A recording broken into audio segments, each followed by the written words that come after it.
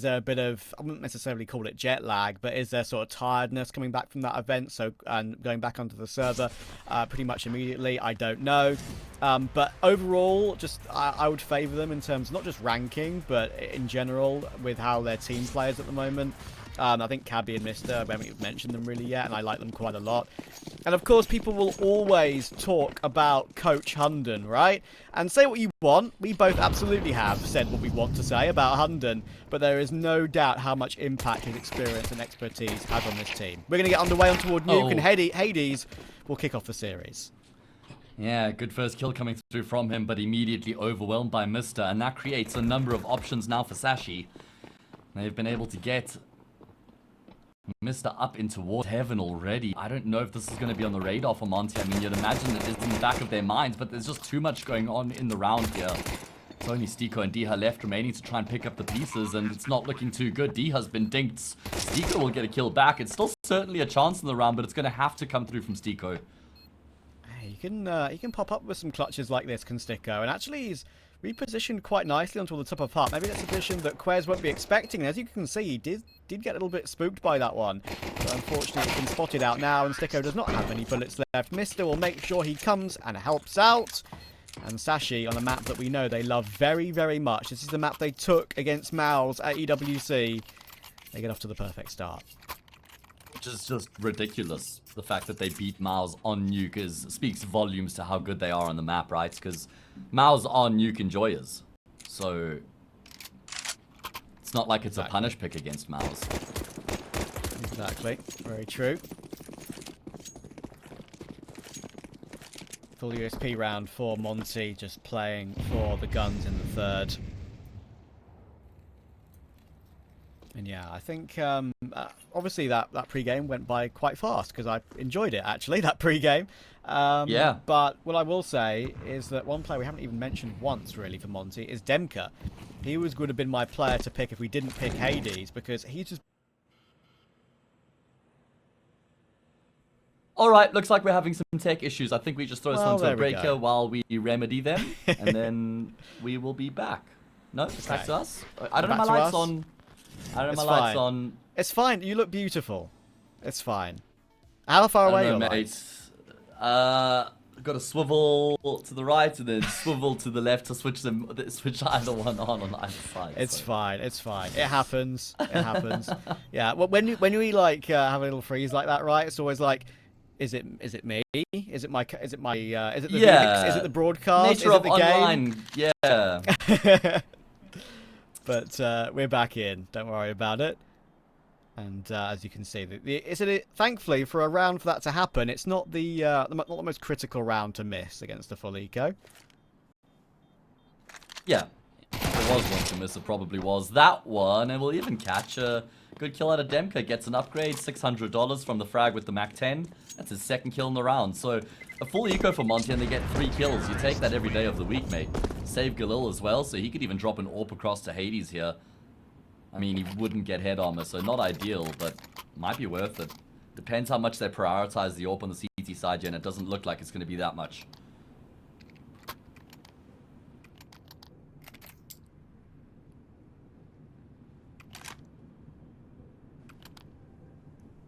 Yeah, at least they are going to be able to get that AWP on Hades.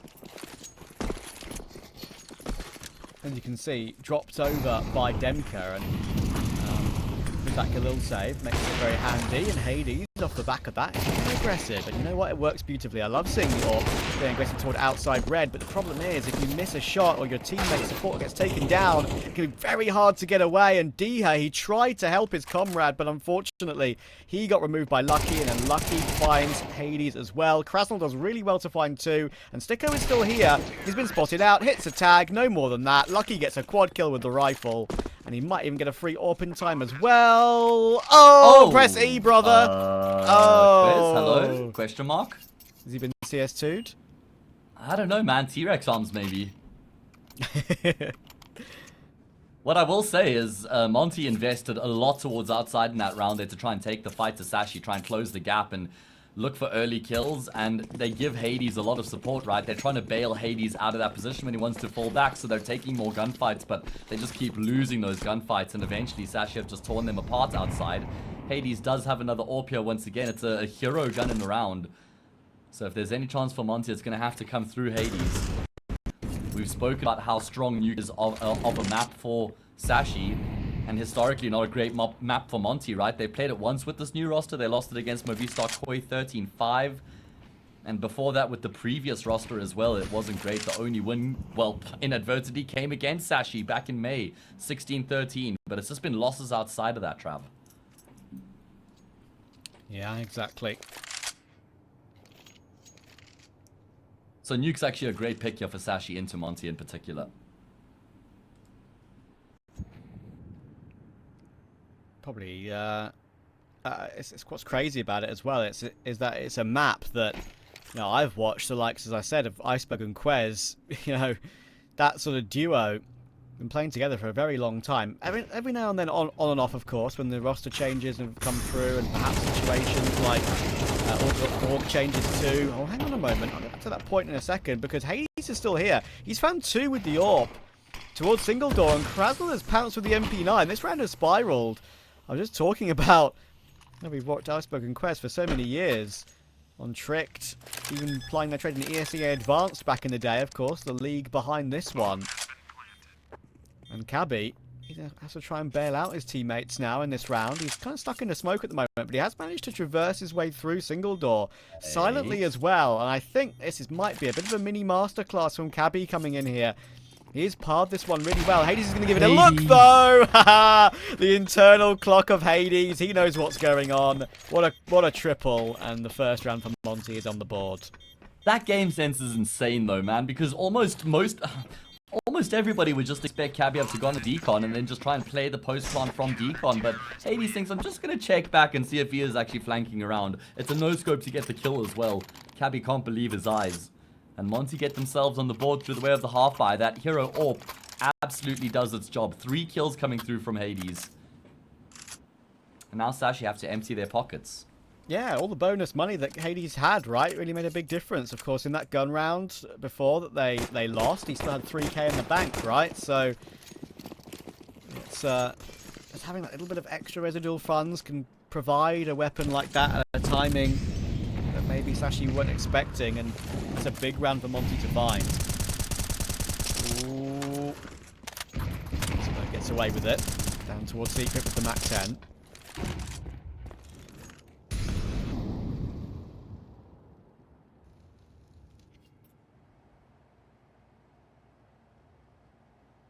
Well, they've got so much control, and Monte aren't really aware of it either. Nobody making their way down towards that lower bomb site. It's only Stiko who's at ramp right now, so he's a bit reluctant to even drop down in the first place. And Sashi are about to just waltz into this completely vacant site.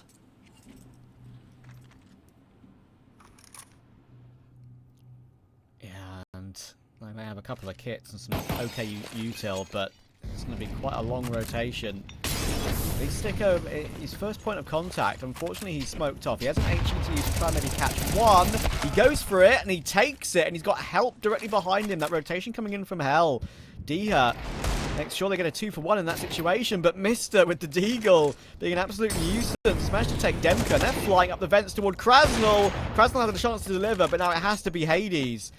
He finds one again, and I think he knows what's going on directly below him as well. Plant will come through from Quez. Mister, oh, doesn't know who to shoot at, but now they've isolated Mister behind the box. And Hades and Diha, the Polish duo, once again, team up. Yeah, they recognized the window of opportunity there, right? Because they knew with the player planting the bomb, they'd have a 2 versus 1 for a brief moment. So they don't hesitate, they don't hold back, they push forward, and Hades was spoilt for choice there, but he does still take down the player that was planting the bomb, and Diha was his captain. So Monte have got the ball rolling now here on Nuke. Broken that T-side economy and, yeah, string some consecutive rounds together. So now it's about keeping numbers alive.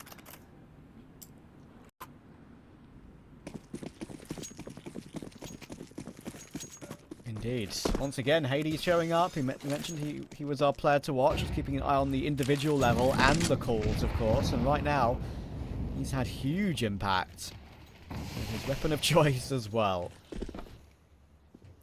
And it is cool to see him and Diha playing together and teaming up together and putting in some good teamwork to recover a couple of these situations. But this time, unlucky for Diha, he gets domed by Lucky. Lucky toward outside has been pretty sharp so far today.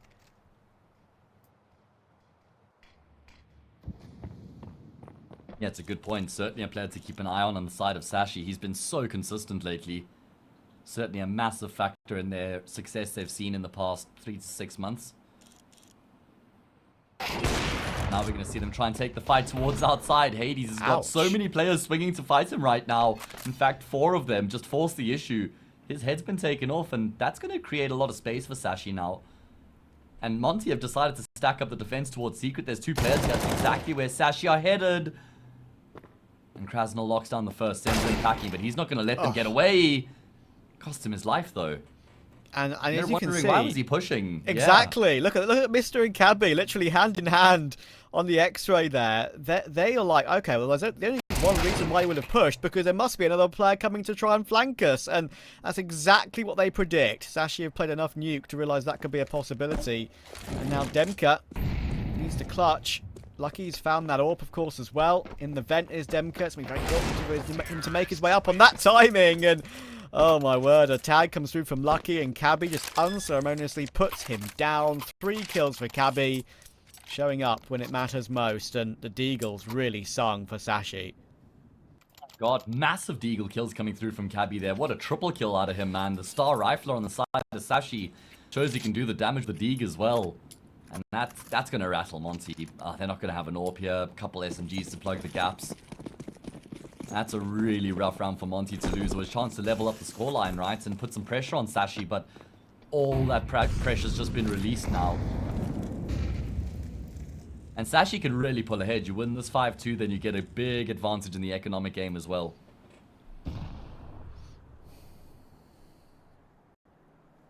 Nice. Poor timing. Iceberg just didn't check toward Garage at that particular moment, and he gets taken down. Hades makes sure that it's a 2-for-1. I see quite a lot of you guys asking in chat right now why the Koi and Eyeballers game was postponed. I will actually see if I can find that information for you, because I might have some ways to figure it out. Okay, alright. I see you got some insider information. Share your sources next time, Trav. It's just the Discord we're in. It's all good. Ah, damn. Alright, that's pretty boring. Either way, not a boring round here. Mr. is low man advantage for Monte as well. A chance for them to kind of remedy the situation after losing to the Eco before this.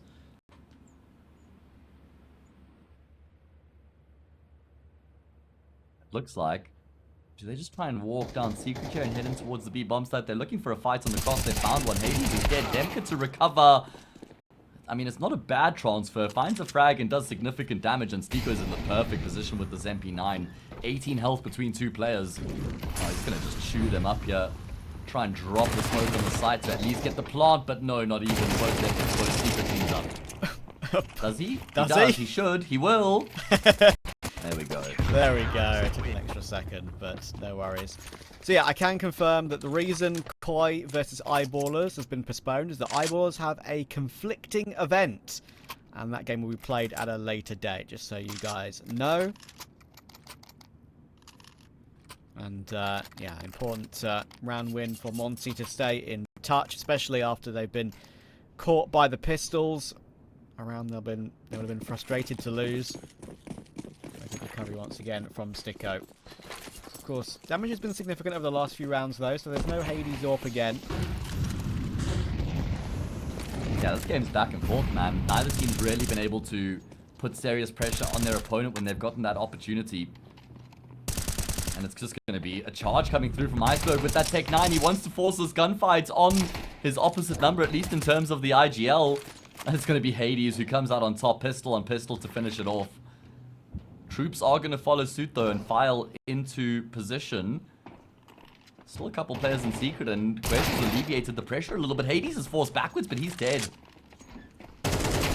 Needs to be Sticko. What a frag that is from Quez. I think Sticko clearly wanted to get one and then hide behind the silo again to wait for his teammates' rotations, but Not Quez today. just, domed him with the MP9. Didn't allow him to get away whatsoever. All 3 kills for Quez in this round, but no more.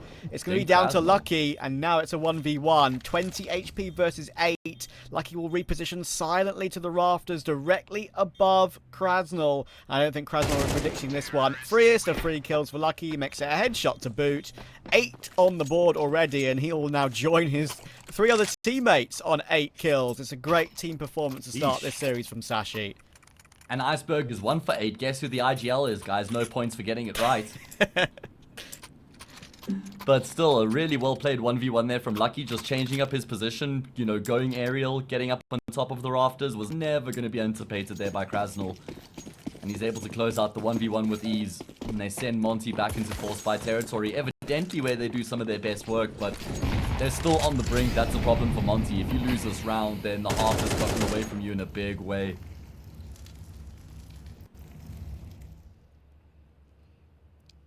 Yeah. Quez was also massive in that round. I mean, after he got 3 kills, and he also dinked Krasnal in that last gunfight. Yeah. I am a Quez enjoyer. There'll be a lot of people who maybe will only pay attention to some of the biggest tournaments around the year, and perhaps saw Quez for the very first time at EWC. But he actually plays on CT side. You might see it take a lot of the tough positions. Might need to do some work here as well, though. Is it only on 10 HP? He's found 2. And the rotation from Monte Heaven is very, very quick. In comes the information, and Quez, he will go down to the 5-7 first. Sticko, Mister was low as well, and Lucky's going to have to do it again. Now, both are incredibly low, but he's been tagged himself, dinked down, and now Sticko and Deher will decide exactly what to do. Lucky knows what's happening, though. The double swing he knew was imminent. And now, 12 HP versus 21. It's a very similar air to the previous round. He tries to phase through the smoke, not allowed to. Deher gets a cheeky one. Well, it was actually the perfect play. The problem is that smoke didn't have enough life left in it. The mini smoke had actually faded as he traversed into it. If there was still life in that mini smoke, you know, an extra 5 seconds, Lucky wins that clutch every single day of the week. I fully believe that. Yeah. It's just because it fades and he becomes exposed, and Deha gets the kill because he's out in the open. Great attempt from Lucky. Effort goes in vain. Force buy from Monte is successful again. And we just continue to go back and forth here between these two teams. I keep trying to make some points because I think it's a round that's a lower econ round that maybe won't get out of hand, but it keeps going the unlikely way. Yeah, all I really wanted to say was the fact that Quez is, as I say, we're Quez enjoyers, and lots of people who maybe don't pay attention to some of the sort of lower teams that's just on the bubble or the top 30 and slightly below won't know how much he's played over the years and how much he's plied his trade and tricks, like I've said, and all the ESEA leagues. I think he's made his way up from the very top to the very bottom to the very top, I should say.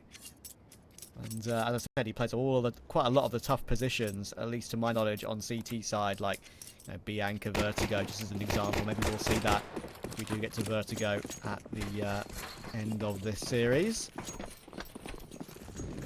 Look at the buy for Sashi.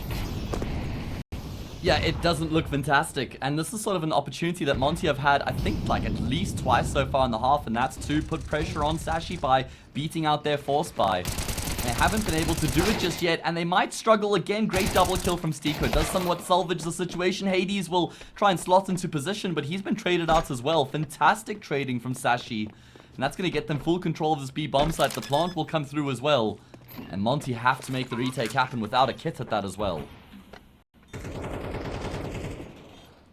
Another close 2v2, another close round where damage has been done and Monte need to find a way. But look at all that utility on Monte. Krasnal and Demka will realise it. They've played together long enough to know how to use this in this sort of situation. Trying to play off the back of each other, trying to hold each other's hands.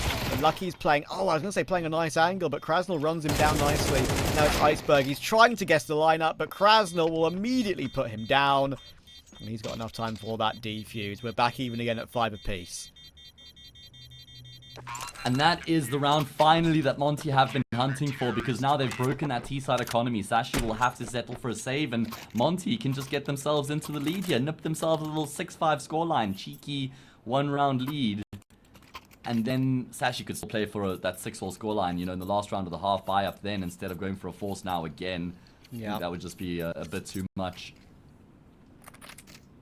I wonder if some of For the Monte... Go ahead. Yeah, go ahead, mate. No, you Nah, go first. this is your turn. My turn? Okay. I was wanted to say that I wonder how the vibes are going to be in this Monte team in general, right? Because when Borrow2K was on the team, just going by some of the situations we've seen at Pro League, for example, when he was just straight up arguing with Krasnal live in the map, I wonder if things are like 10 times better already, or if they still need to work on it.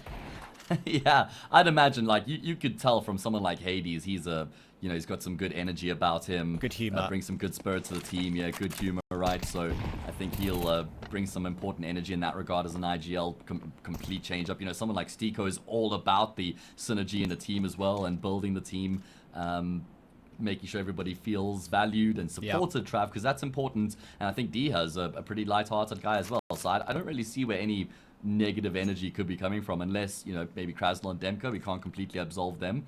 Yeah, I think it must be a lot better, right?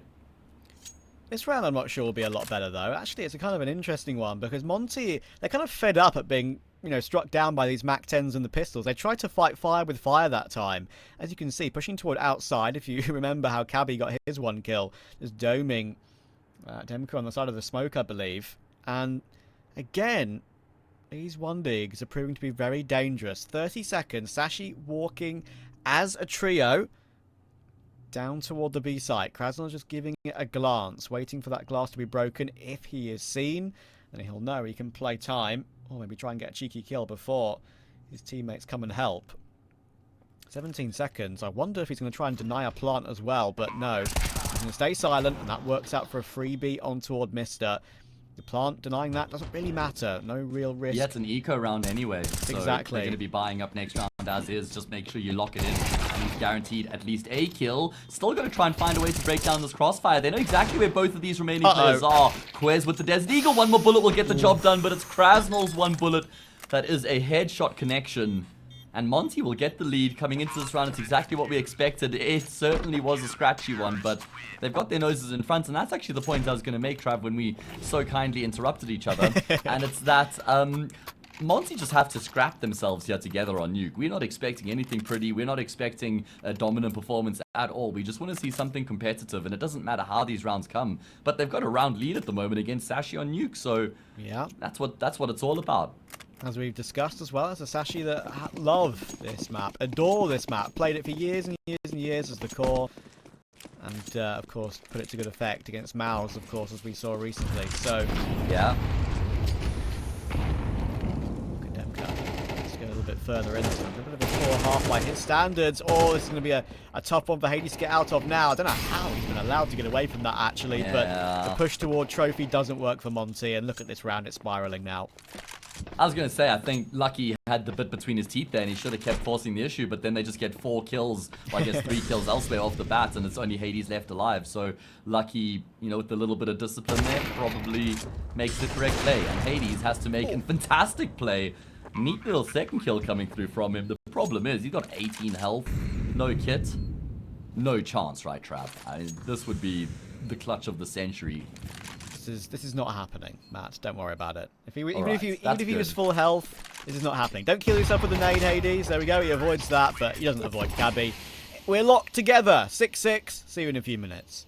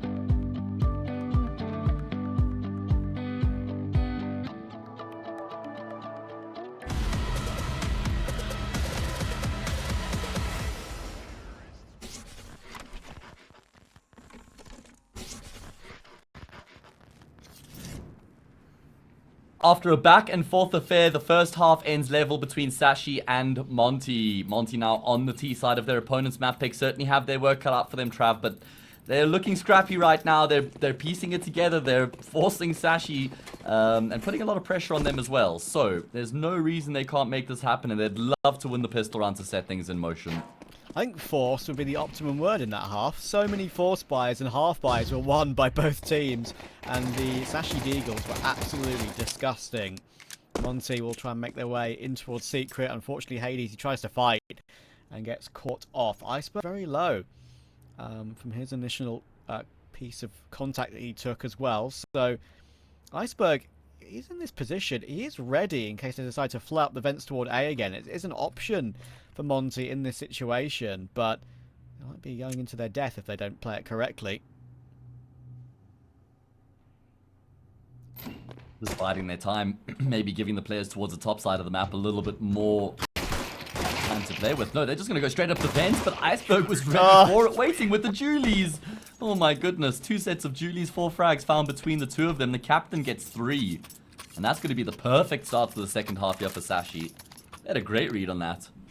Yeah, I said that, you know, Monte might decide to fly up the vents and go back toward A. I didn't think they'd actually play it exactly like that. I didn't think that Sticko would try and show the bomb, right? I think that was absolutely his plan. He wanted to show the C4 towards single door, make the Sashi player see it on the minimap, and then change his mind and go up toward the A site. But Iceberg, even though he's 13 HP, didn't even need that, to be honest. He could have been 1 and still got those 3 kills. Yummy. Now Lucky just gets to farm. Yeah, exactly. Eat that up every day of the week. He takes seconds and thirds. Racks up the cash for that AWP. And this gun round actually carries a lot of weight for Monte. I mean, remember, both teams have been within arm's reach of each other throughout the entirety of this map so far. So if Sashi win this gun round 9-6, they then get an anti-eco 10-6 on their pick of Nuke. That's going to be a very difficult position for Monte to reconcile. So I feel like they actually have to win this gun round. Yeah, that's an important one. Quick reminder as well, obviously the new people coming in chat all the time. I can repeat myself. Eyeballers have a schedule conflict. That is why Eyeballers and Koi are not playing today. They'll be rescheduling their match for another day. We've got a banger on the mainstream, and that's all that matters at the moment.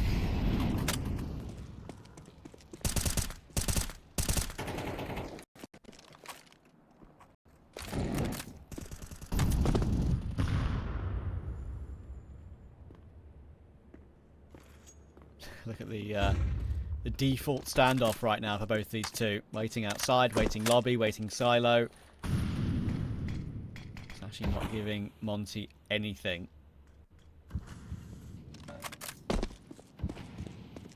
Yeah, just waiting, forcing Monte to make that move, as you say, and Monte, as we breach that minute mark, will start to make some moves.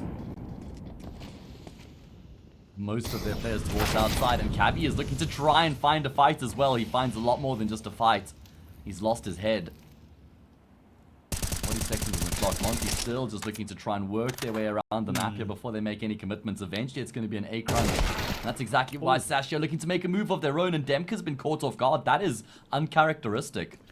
Maybe I think characteristic. we try to go ramp now. Yeah, I think so. Maybe characteristic of the game that Demka's having at the moment, though. Or Quez, MP9. You saw 2 kills there coming a mile off, didn't you? He's so good in those situations. Sticker only gets a 1-for-1, though. And now more information for Krasnal, so he realizes what's going on. He's got a plant.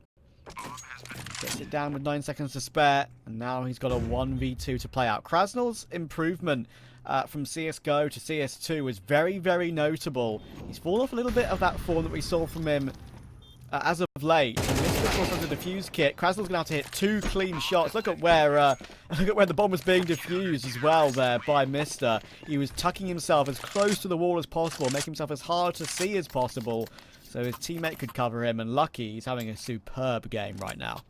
Yeah, he is, man. He's the lifeblood of the fragging in Sashi.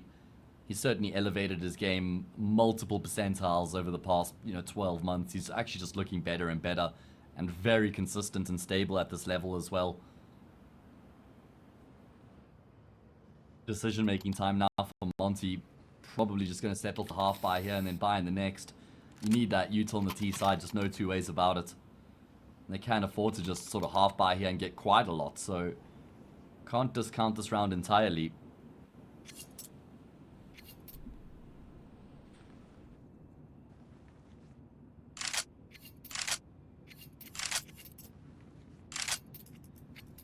I think one of the things that puts Sashi maybe a slight cut above on a map like this is some of those strategies we saw from them. Sure, they were helped out by them hitting some nutty 1-digs, right? That always helps.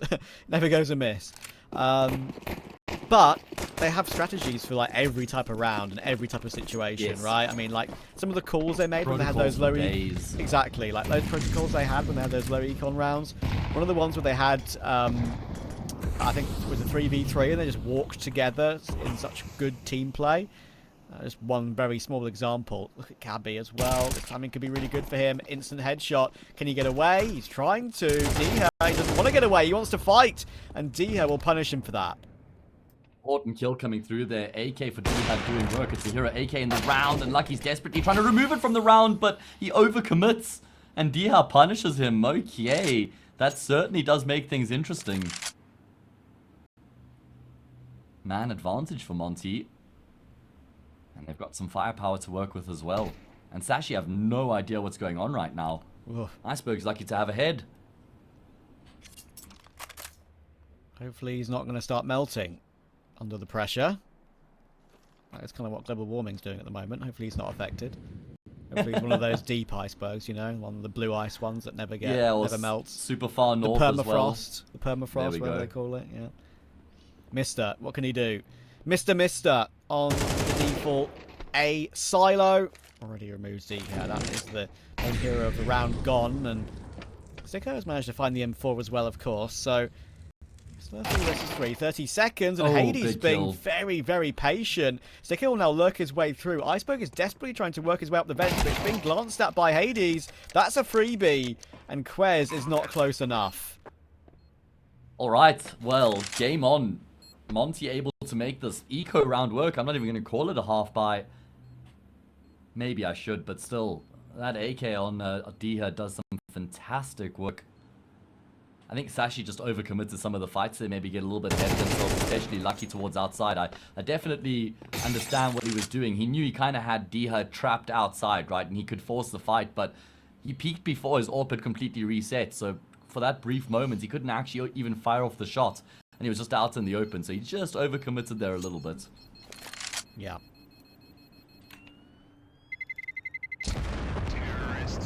Quez only just survives there toward back box on ramp. I think actually he might be slightly surprised that he got taken down to 6 HP there. Of course, bomb radiuses are a bit mean these days, especially on Nuke and Ancient, for example. I think I've seen a number of teams and players actually get caught off guard by that little bit. For example, saving in the corner of the stairs on Secret when the bomb's planted on B and you maybe got like 40 health or something left. And I think I saw Saw get caught off by that a number of times. A couple of their players just dying to the bomb, not far enough away. Hard one to predict sometimes. There will be some people that know their numbers off by heart though, obviously. Yeah, like Robs. Of course. But for the average gamer, it's just one of those things. You just start saying your prayer just before the bomb goes off, really, and hope that you make it. Either way, looking at Sashi, this losing to that eco round has actually done a huge amount of damage to their lead here. Now they're going to have to settle for a save. They've got a little bit of firepower that AK carried through and an M4 invested into as well. But great chance for Monte to reduce that gap to just one round. Sicko just about gets away with that push by Iceberg.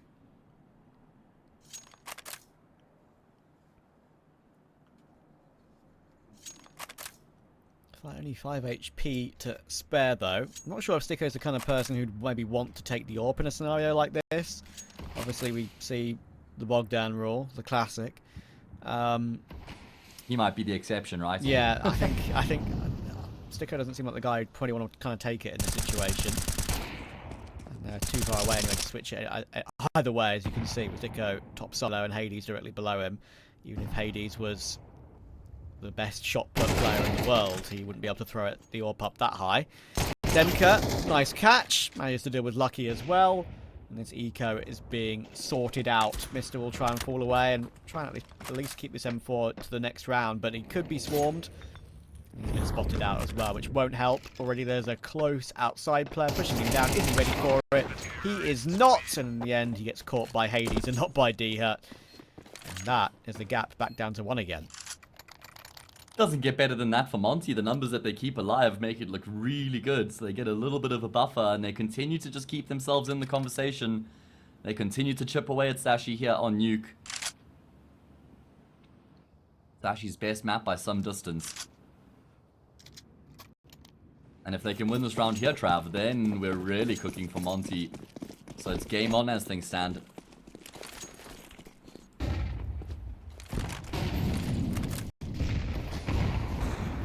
Oh, wow. The nade broken. The smoke there toward outside. D had tried to force his way forward. He gets stopped by not just the nade, but then the AWP as well, as the vision was shown.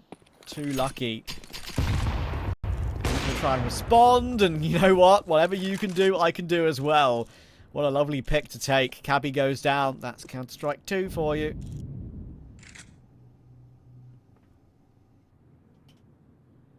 Good control now. Sashi have to make a move. It's why they start to make their way through Hut into lobby, and Quez is rotated down as well. But Monte have numbers. 4 players just grouped up and moving their way forward as a unit here. Quez has his work cut out for him. I mean, just one with the MP9 is the bare minimum. It's going to be Stiko who walks into the angle, and Quez does clear him out. He's going to do a significant amount of damage to Demka as well. Eventually, he does get traded. Game on, 3 versus 3. Monte get full side control. Bomb plant going to follow suit, and I'm backing them here in the post plant, assuming they don't lose any players before they activate the bomb. It's going to be a very tough retake here for Sashi. Yeah, I'm wondering, even though they are together 3 in ramp, as you can see, it looks like they're having the conversation now. We haven't got a kit, boys. I think we need to move away. That's exactly what they're doing. Monte have found their way through. And it's going to be 9 rounds apiece. This is exactly what I wanted to see from this game. I'm so glad we're getting a competitive matchup, because I built this one up in my mind, you know, the night before when I was reading about the game and stuff like that, right? It was definitely read well on paper, and so far playing out well on the server too. That's exactly what we were hoping for between these two teams. It's Sashi's first game here in ESL Challenger League Season 48, and Group B is ridiculously stacked as well. So every game is of utmost importance. Monte have played 2 games already. They've won 1 and lost 1. Losing to 0 tenacity, but beating out Movistar Koi. What does Sashi do here? Are they just going to keep their economy level and guarantee a buy in the next? It's probably the most sensible choice.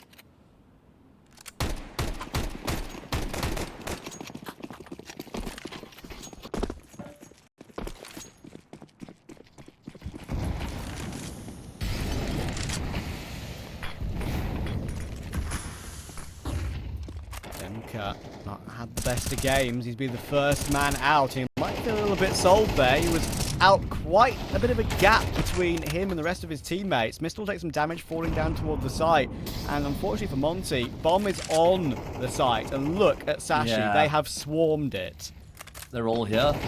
They even have just overcommitted a little bit, leaving some space towards ramp, because they could get flanked through heaven. Might even be an idea to try boost somebody up on top of the rafters. But they have locked that bomb down. And it's a recovery mission at this point. And I tell you what, if Monte do get in a position where they can pick up the bomb, they're going to have killed everybody to win the round anyway. So it's not even about trying to plant the bomb from here.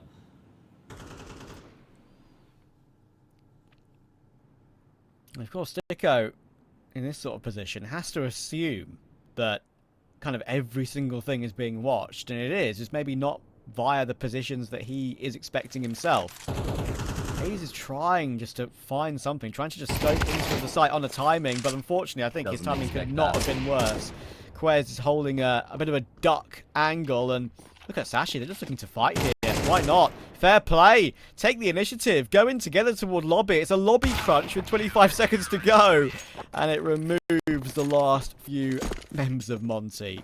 I'm not gonna lie, it does make me nervous because they had the bomb in their control on the A bomb site, but I think what they're thinking is that, well, these guys' huts aren't really making a move, so they must be waiting for somebody else on the map to be trying to get in position, right? Which was Tico. So they're like, let's just disrupt the setup completely. Let's not give them that time and space to do what they want to do to try and get the bomb. Let's force the issue and get in their faces, and they hit some neat shots there to get the kills and regain the lead.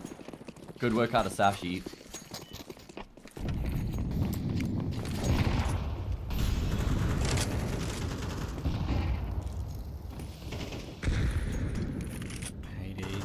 Boosted on the box, credit card. Oh, that's just so annoying for Hades. Couldn't even see Lucky. Couldn't even see Lucky. I'm pretty sure all Lucky would have been able to see would either have been a gun barrel or maybe like a wrist.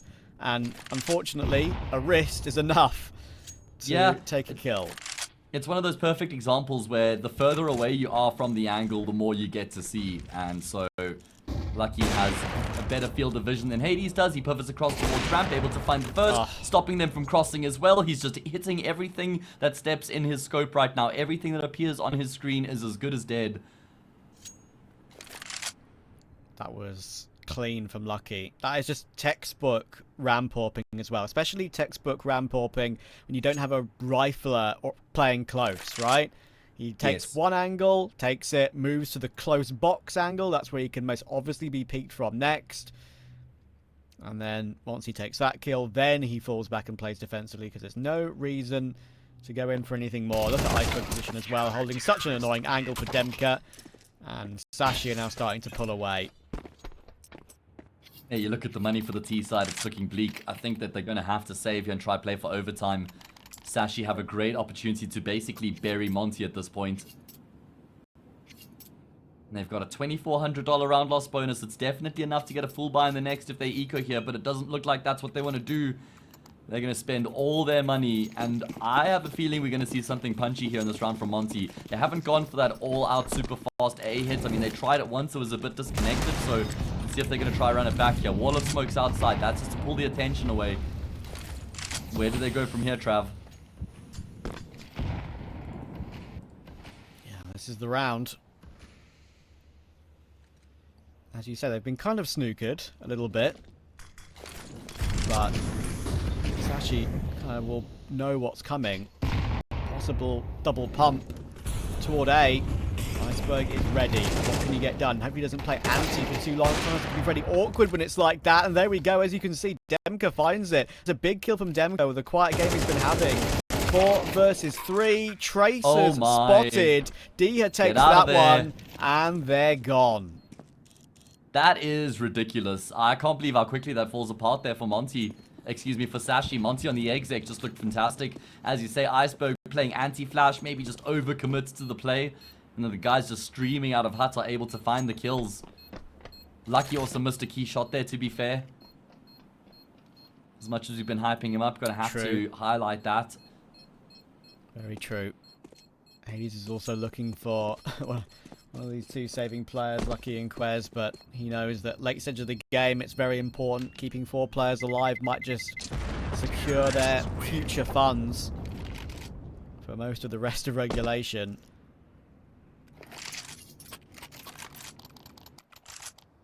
Again, stopped on a round you wouldn't expect a team to be stopped on, but that just kind of shows you the level of these two teams individually when it comes to just pure aim.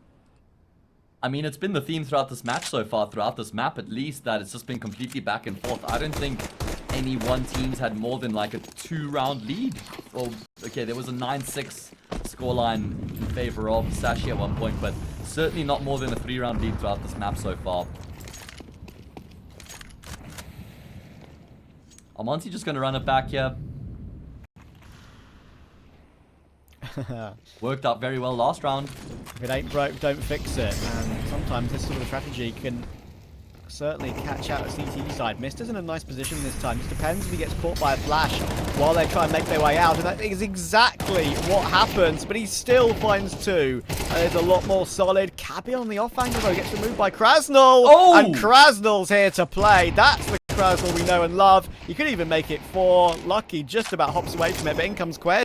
He's in towards Squeaky. They didn't realise that kill was coming in from. And Quez is dancing with the angle. Finally, he gets pushed by Hades. And he sprays the smoke on the transfer. It's 11-all. What a combination there between Krasnal and Hades, man. My god, great stuff on the entries coming through from Krasnal. It was looking like that round was dead in the water for Monte at one point, but Krasnal just tears the defense wide open. A massive multi-kill from him, kills in quick succession as well. And then Hades, well, I wouldn't say he polishes it off, but he certainly does finish things off. What a round. What a round. I actually thought for a second it was going to completely fall apart there for Monte because Quez flew up the vents on a really nice timing, didn't he? Yeah. And as we saw, Krasnal seemed kind of confused where to look at next. Do we look at vent? Do we look at hut? Has he gone through Squeaky immediately to come through hut very quickly? Even though he somehow managed to stay alive, thankfully it was Hades who pounced just as Quez took out Util.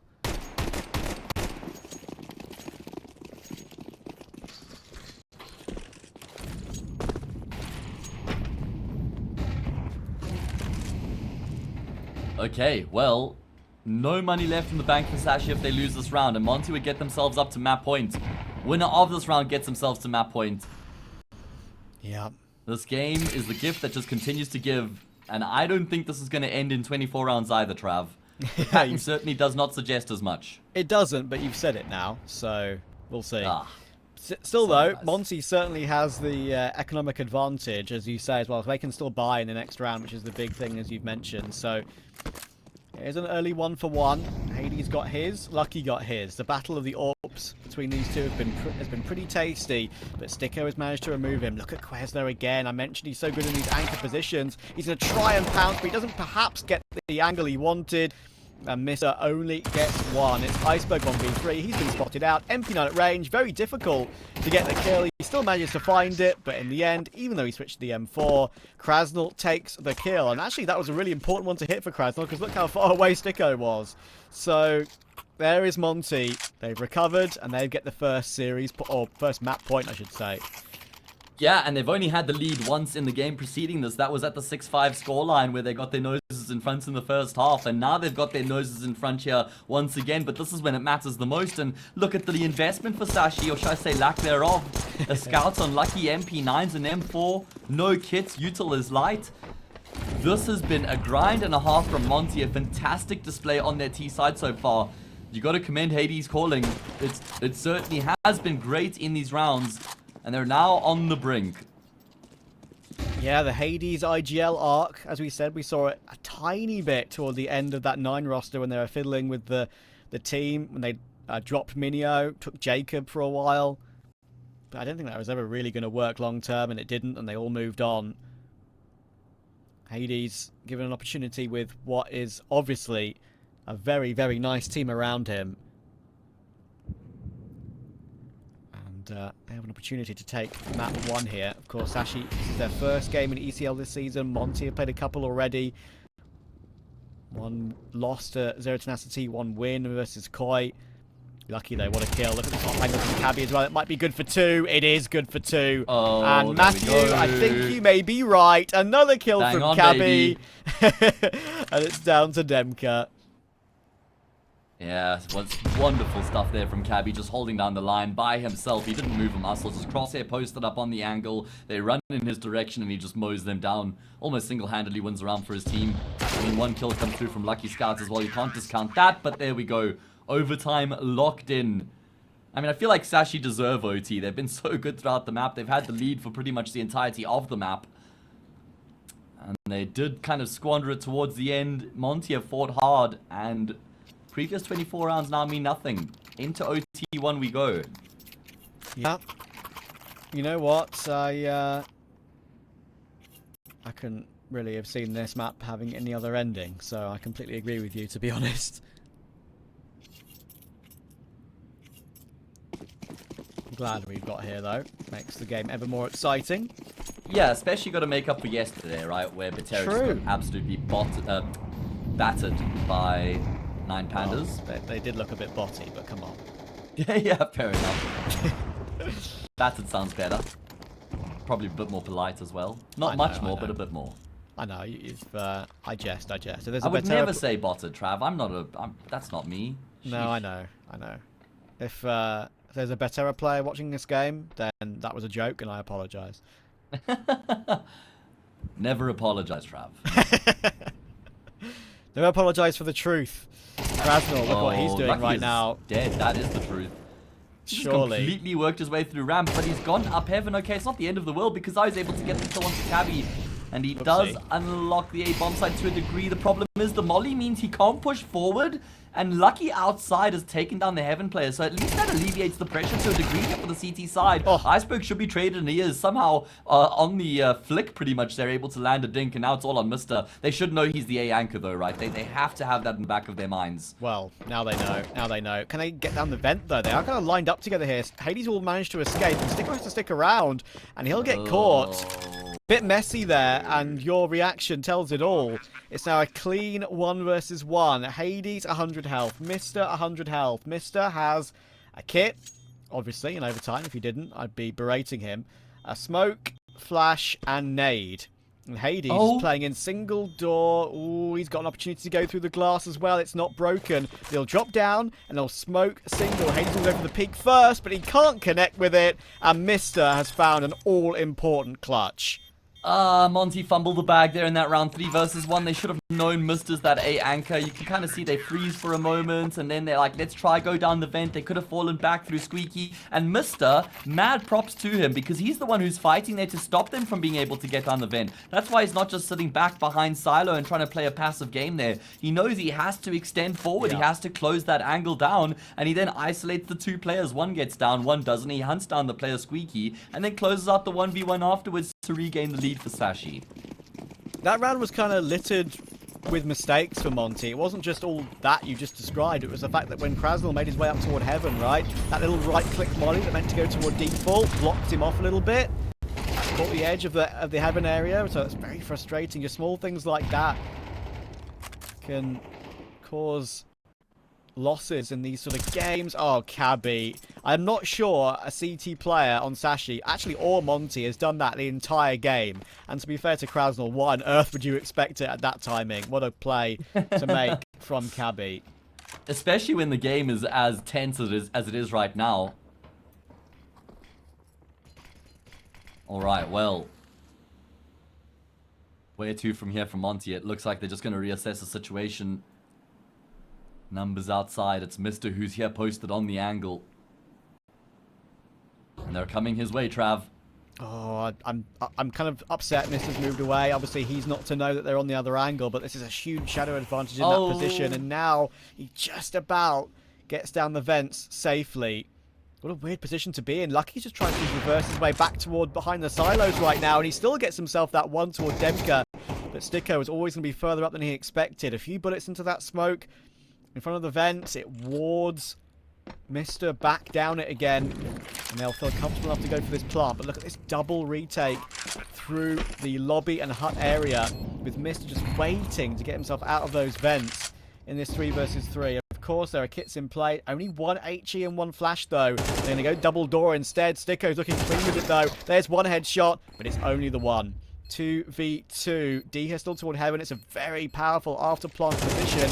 Hades will swing on a timing, just about gets the spray and hops away. Has to go for a fresh reload though, and Quez is doing damage through the middle of the site. Hades, when does he swing? He feels like he has to because he's so low. He's thinking Quez is absolutely hunting him down, but he peaks too early, and it's another clutch going the way of Sashi.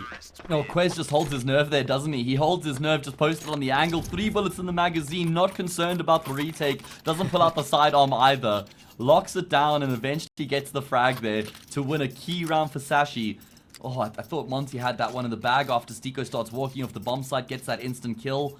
Yeah, I thought Mister also probably made a bit of a mistake not trying to get up the vent when that smoke was still in play. It was probably his best opportunity to affect the round.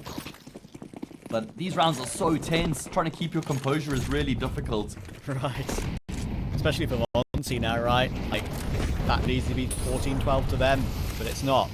That's not the reality we're living in. Iceberg, that smoke does bounce off the floor, and it gives Demka probably the feeling that he can push that as he sees that smoke be slightly erroneous. And right now, Monte is just walking one by one through the corner of a smoke. What's going on? Yucky. Yucky Counter-Strike. And yeah, you're going to get these sorts of rounds though, Trav, just because of the fact that this is only their third best of 3 together, their third official that they've played. And it's OT, and they're still on T side. Exactly, T side of their opponent's map, right? And this is where Sashi should clear Monte, where it gets these sort of tense situations, you know, they've got way more experience as a team, just keeping their composure and making sure they get it across the line. Quez is not going to fall back either. He wants to hang around with Cabby so that when Cabby takes a fight, Quez can get back into the equation, and it's looking so good on the defense from Sashi. It's flawless in their first half of overtime. What a performance on the OT from Sashi. 2 massive clutches. 1v1s going down right to the wire. Unfortunately for Monte, they might have fallen at the last hurdle on this map. They're going to have to reset fast on map 2. They'll be thinking, oh, if only we took this one. It was such within our reach. And yeah, as we go into the second half of overtime with that 12.5k start money, Sashi juicing lead 1.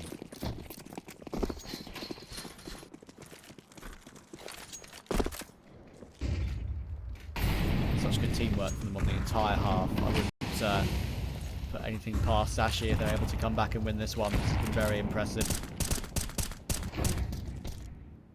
Yeah, Monte had their map points in regulation, and with a broken bye, Sashi were able to force it into OT. And now they've got 3 chances to close out their pick.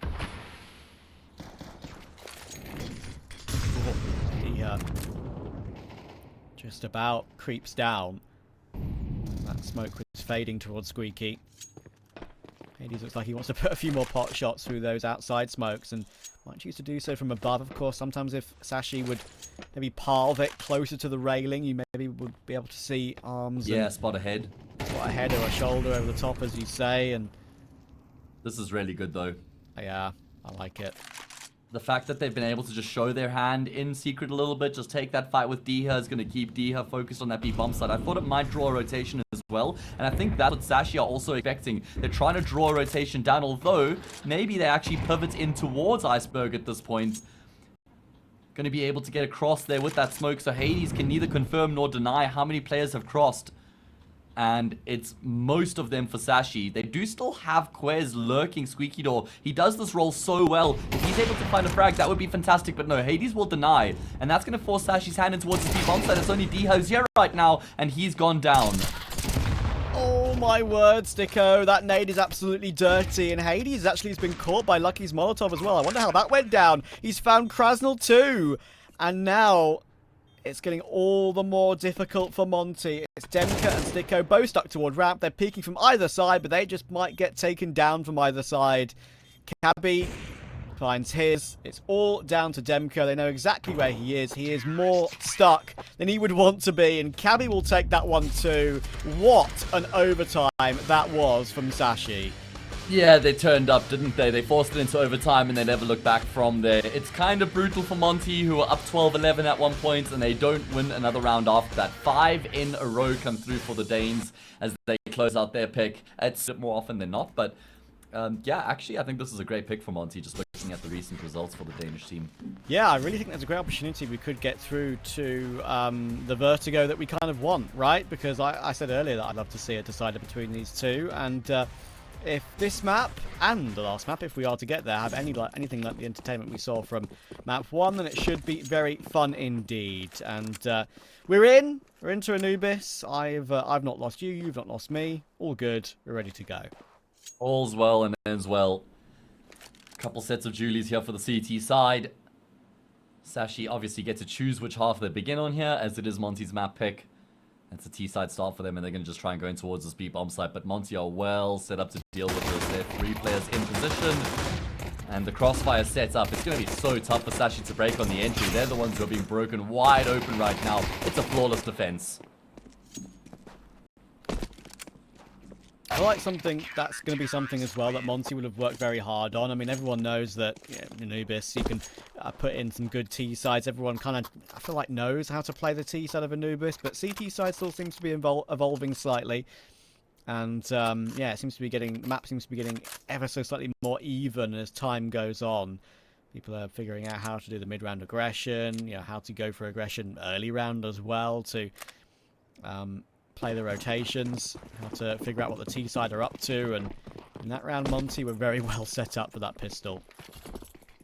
Yeah. And they land all the shots required. I mean, it's one thing setting yourself up correctly, but then still got to hit the shots and get the round done. They do it flawlessly. And that means because there's no kills for Sashi, nobody has the luxury of getting an upgraded pistol here, Trav. They all are condemned to Glocks. It's going to be the easiest round of Monte's life.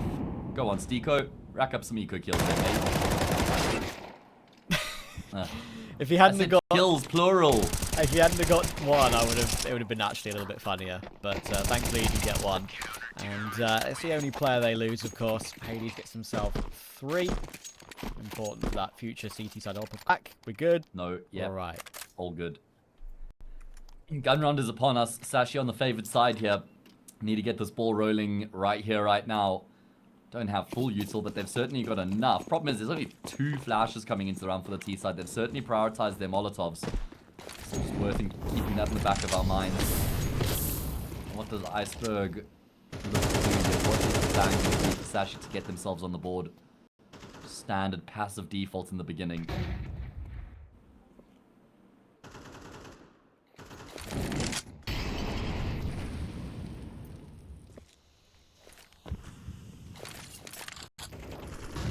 Flash in to take A main. But only a quick, fleeting glance from Mister. Yeah, they were worried about aggression from the CT side because he, you know, heard them pushing forward, Yes. heard the util as well. So just wanted to make sure. It's always good to make sure. Uh-huh. Like when I'm... Monte, double yeah. No, go ahead. Go ahead. I was going to say, Monte re-aggressing here toward their main, though. They certainly just got a bit of a dynamic CT side going on right now. Look a little bit unsettled as to how exactly they're going to set themselves up. Cabby got chunked down by that nade, and, well, he's been removed, and Hades is looking very clean on the rifle so far in this game. He's going to stick around, though, and he doesn't realise that Lucky's got a lot of space around that Molotov, but it shouldn't be an issue overall. Lucky's in a 1v3. Demka will be best advised to hide for as long as possible here, because his teammates are chasing him down, and in the end Demka takes the frag anyway. He does absolutely everything right there, does Demka. Makes sure he doesn't go down, and then peeks as soon as his teammates are close toward camera, and it's a nice start for Monte. I think Demka must be one of the best A anchors in the world on Anubis, honestly. Yeah, I agree. And so comfortable. I think there's quite a lot of players that I very enjoy watching as in that role. I thought that's actually one of the things that, while Nexa was on G2, one of the few things that I liked what I saw from him. I thought his A anchoring on this map was very good. Sadly, he couldn't maybe back that up on other maps and other positions, but yeah, there's a number of players who play that spot very, very well. So many cheeky angles you can play, so many timings you can play around, so many nades you can use to hold the T side at bay and help out your teammates.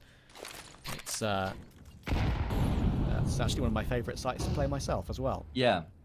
I mean, as an anchor, it's definitely one of the more enjoyable sites to play. You've got a bit more to work with. As we see the pistol of Sashi, they don't have much to work with, but they have been able to find an opening kill. I don't think things are going to spiral from here. I mean, Hades is being chipped away at. Okay, hold the phone. Krasnal's dead. Hades still remains rooted in position, and support's going to arrive on the scene, but the kills continue to come through. We've seen Monte struggle in these sorts of rounds already on Nuke, but I think they've done enough. I mean, Mister does have head armor here to work with along with the M4, so they're going to have to just proceed with caution. Picked up the bomb, but Nuke is already ahead of the game. Yeah, it should be telegraphed and shouldn't be a massive issue for Monte, but again, this round was very, very back and forth. We saw Krasnal playing the pillar between E-Box and main, right? Just flicking between both angles, spinning on the top, wondering where on earth I need to look at first. And as we saw, I got punished and couldn't even get away with one. Mister has parred this one okay. He's actually fortunate enough that Monte have, at least for the first 15 seconds, decided to stick together. Now they've split up again. Now they realise what's going on. Kit available. Sticker's going to be ahead of the game here. Might be creeping a little bit too early. Demka Now has to be the man to clutch this. Mister has had one very important clutch in this series already on Nuke, and he seems to be aware that Demka is coming in from exactly the same angle. His internal clock, no! The internal clock changes and ticks over a second too early.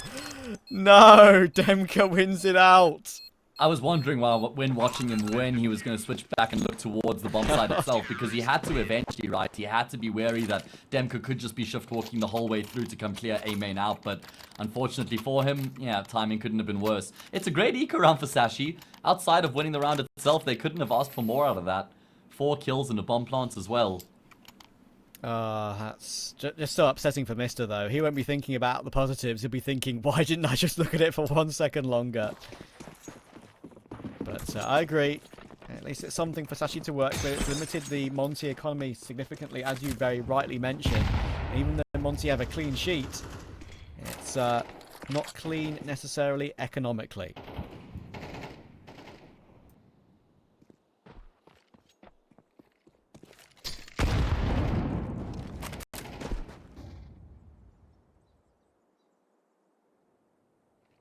Right, well, I feel like Sashi have to win this round here. It's not like things are too far gone by any stretch, because if they lose this, then they're in some serious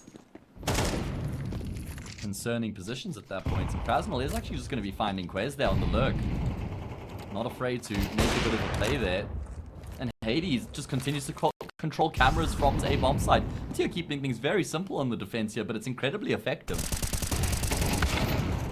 That's so awkward for Sticko. He just wants to hold mouse 1, thinking that even if he's blinded up by that utility that's firing its way through, that he can still get his 1 kill, but it's caught.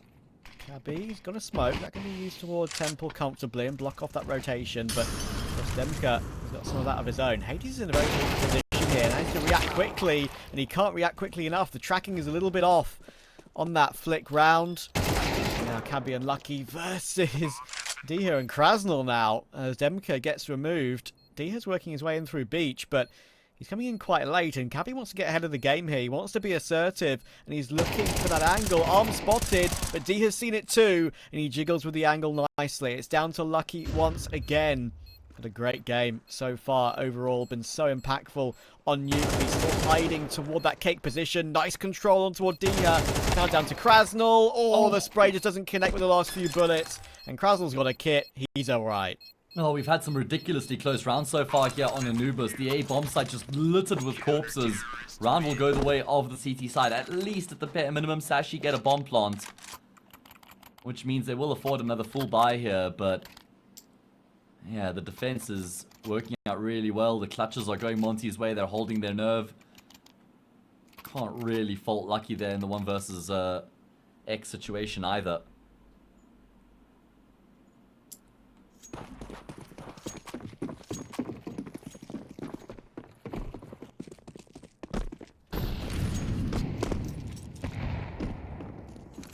Yeah, it was a nice try from Lucky, but be upset that the spray was a little bit messy. What can you do sometimes? It looks like they might just put that out of their heads very quickly. It's a nice pick from Lucky to deal with the E-box frag. As you can see, the AWP has been nabbed by Krasnal, but they've already found a kill toward A as well. Right now, Sashi are just waiting. They don't need to go too quickly or too brashly here. Monte might go searching for something. It will give them an even more comfortable round if they do, because Sashi just holding in these defaults right now. Yeah, you probably just roll the dice at this point. If you're Monte, just maybe stack up one of the bomb sites and hope that Sashi head in that direction. And at the moment, with the way that Sashi are poised, it looks like they will just try and split themselves towards the say bomb site. So they could be running into a bit of trouble, especially if Diha is able to inflict some damage before they get themselves across. And he will find one in the second. Not too clean on the spray down, but it does come through now. Sashi going to commit to the original plan to try and get into the save bomb site, which is where the numbers are stacked up. Krasnal in the 1v1. He's not going to have the gunfight given up to him here on the bomb site. Instead, Lucky is just completely departed. Bomb on his back. In towards the B site he goes. Krasnal will hear the smoke grenade plume and have his suspicions confirmed. He's going to have to try and make this retake happen. At least he's been able to exchange his AWP for an AK. It has to be like the 7th or 8th round that's gone down to a 1v1 in this entire series so far. It feels like we've had so many. Lucky, he has another opportunity. as you said, Krasnal, you'd have to feel like he holds the cards here. He's got the smoke. He's got the kit, and Lucky's just playing too much time. Even though the nade breaks up in the smoke slightly, he doesn't peek it in time, and just a little bit too late on the swing. He may get the kill, and it may limit the Monte funds again. Look, their money's kind of nowhere, even though they're winning these rounds. But it's one that goes Monte's way again. That's the problem, like you say. Lucky was just really hoping and praying that it was a fake defuse. You kind of just, yeah, your heart sinks into your stomach once you hear the defuse has been completed at that point. Sashi were in such a good position. A 5 versus 3, pretty much can do whatever you want at that point to close out the round, as long as you do it as a team. Unfortunately for them, they just basically trip over every hurdle in their way, because Diha's in middle. He's able to get 2 kills, buys more time. Then Sashi commit to the original plan, try and go into A. You know, they trip over Krasnal, they trip over Hades as well. Just trying to trade their way forward wasn't very successful, and it means Monte continue their flawless start. And in Lucky's case, right, it's always surprising in that sort of situation, in that clutch, how much time taking out a nade, chucking it where the smoke is, to pull out animation of your AK, like that takes a lot of time off the clock, especially when it's a 5-second defuse. So yeah, it doesn't leave you much chance to actually complete the kill anyway, even though he didn't swing probably as early as he should. Of course, he wasn't to know it wasn't a fake. Could very easily have been with that amount of time remaining on the bomb. Krasnal just outplays him.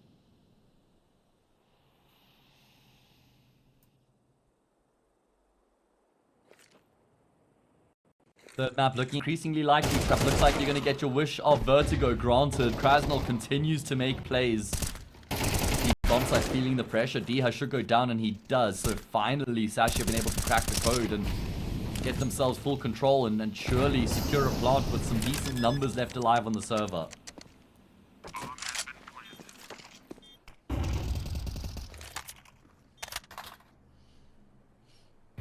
Sticko has a flank. Cabby is looking for that flank. Sticko is going to hit the dink, but he can't hit the second bullet. Always frustrating, and Cabby reacts well. If that kill goes the way of Monte, they can perhaps find a way to swarm the site overall, but not the case. And Sticko going down means that Demka and Hades will go off and save.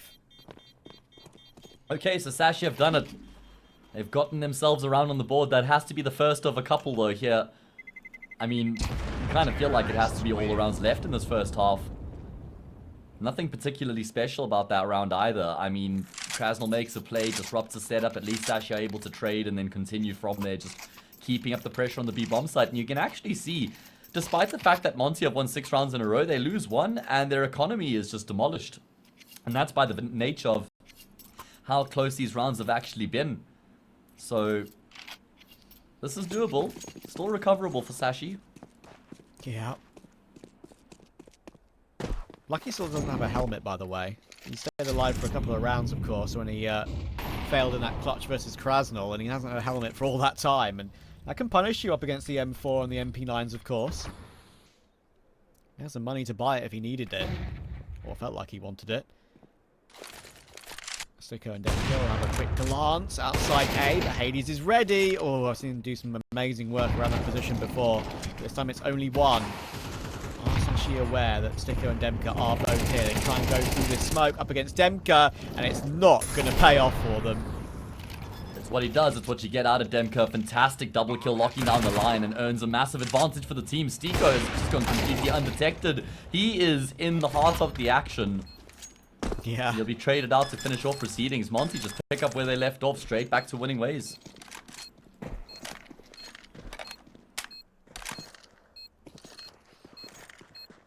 Maybe the extra oomph it took for Sashi to take Nuke is catching up with them a little bit. Maybe, obviously, if Monte were getting owned 7-1 at this point, we'd be saying the same thing about them. But yeah, it's you have to kind of call it as you see it in that sort of way when it comes to the mentality. Well, it's crazy to think that struggle. Yeah, Monte could have been on course for a 2-0 here had they actually just closed out in regulation.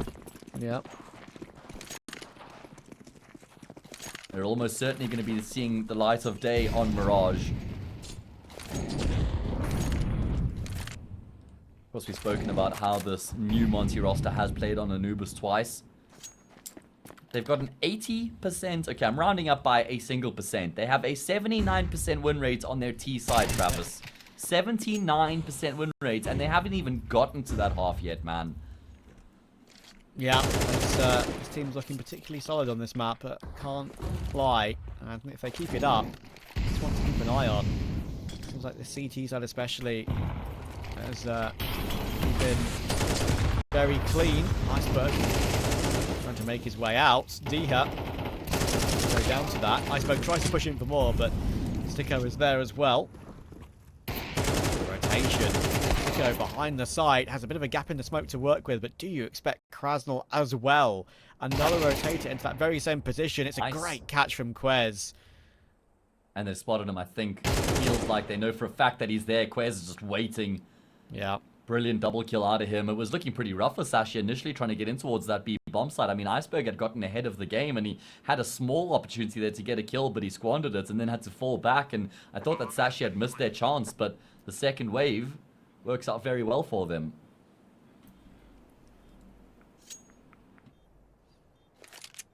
And Sashi will be thinking, 7-5, guys. Here we go. Best case scenario, let's play for it. That would absolutely mean game on. Monte will be very disappointed at a 7-5 if it did pan out that way from here. I mean, yeah, but I still feel like the game's... I feel like the game's already over. I think that Monte Really? with 7 rounds on their CTs. I do, just because of how good their T-side has been and how good their individuals are looking as well. I don't think that 5 is enough for Sashi in this first half. I mean, arguably, and statistically, I'd agree with you. But this game... It still feels like a bit of a crazy thing to say, though, that the game is over when a team only has 7 rounds. So it is a bit of a stretch, but it's fun to stick your neck out there every now and again. Hopefully you don't get burnt. I don't mind it, mate. At this point, I'm just immune to the burns. Just been incinerated so many times. I do it to myself. Used to the sun as well. That's true. We do get a lot of beautiful sun here in the south of Africa. Now, what on earth can Hades do with this AWP that he's kept over? Can he somehow get a frag toward one side, maybe rotate, keep himself unpredictable? Demka, this is a very awkward position for him. He knows that as soon as he sees a leg, he needs to hop up. And all he has is a smoke. And he has no support whatsoever. He's hoping that Sashi is just going to respect that position and respect that smoke. Possibly hoping that they think the AWP is there too. Or it's a stack, perhaps. But they didn't do that. And the round's over. Yeah. Just about making sure that they don't lose anybody else to the Orpion Hades, who's probably not going to go hunting too much, because he also wants to make sure he carries the sniper through. Diha can pick up the AK, and Sashi do get a third. I mean, listen, 7-5, they have to win that pistol round and the first gun round as well, and at that point, maybe I start to believe. It's going to take a lot, though, from Sashi.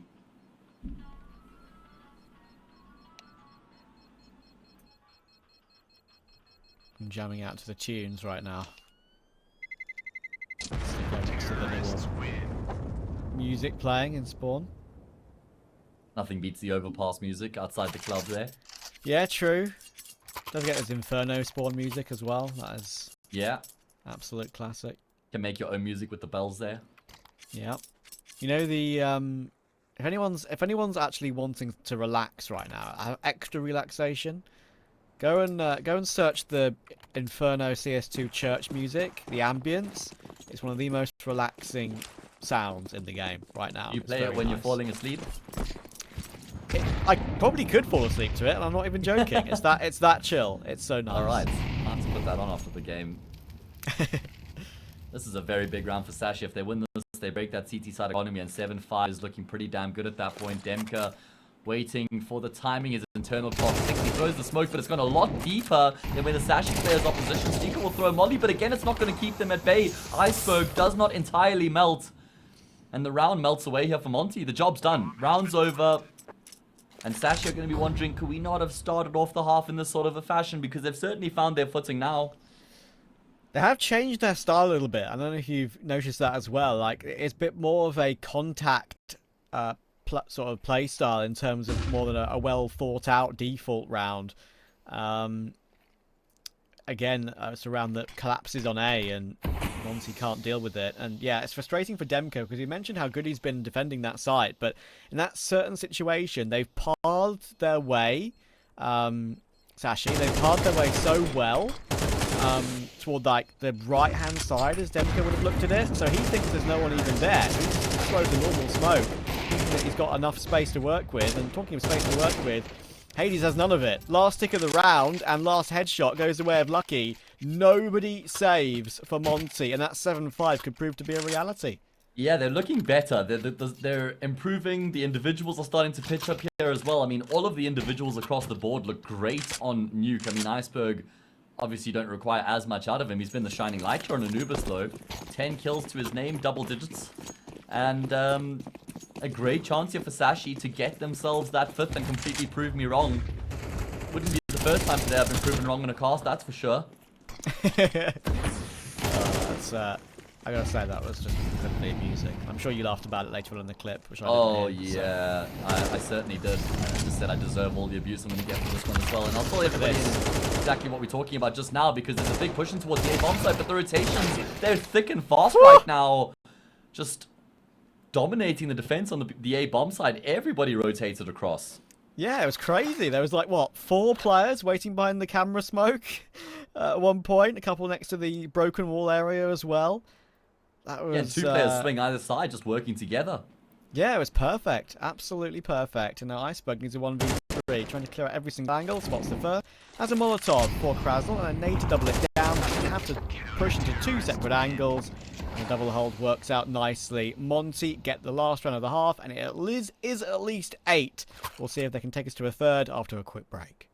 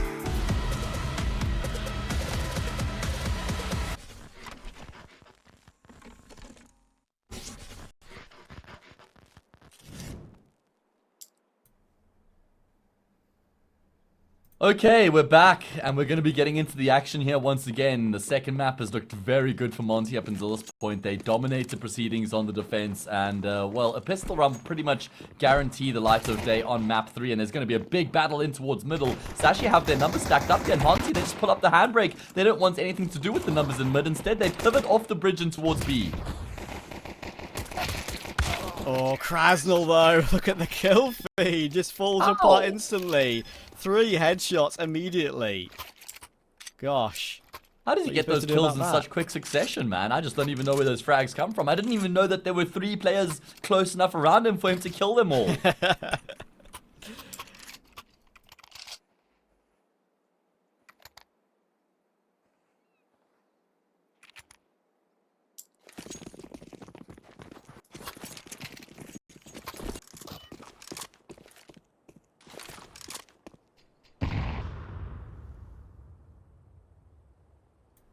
USPs are about to be eaten up. Should be very tasty for Krasnal.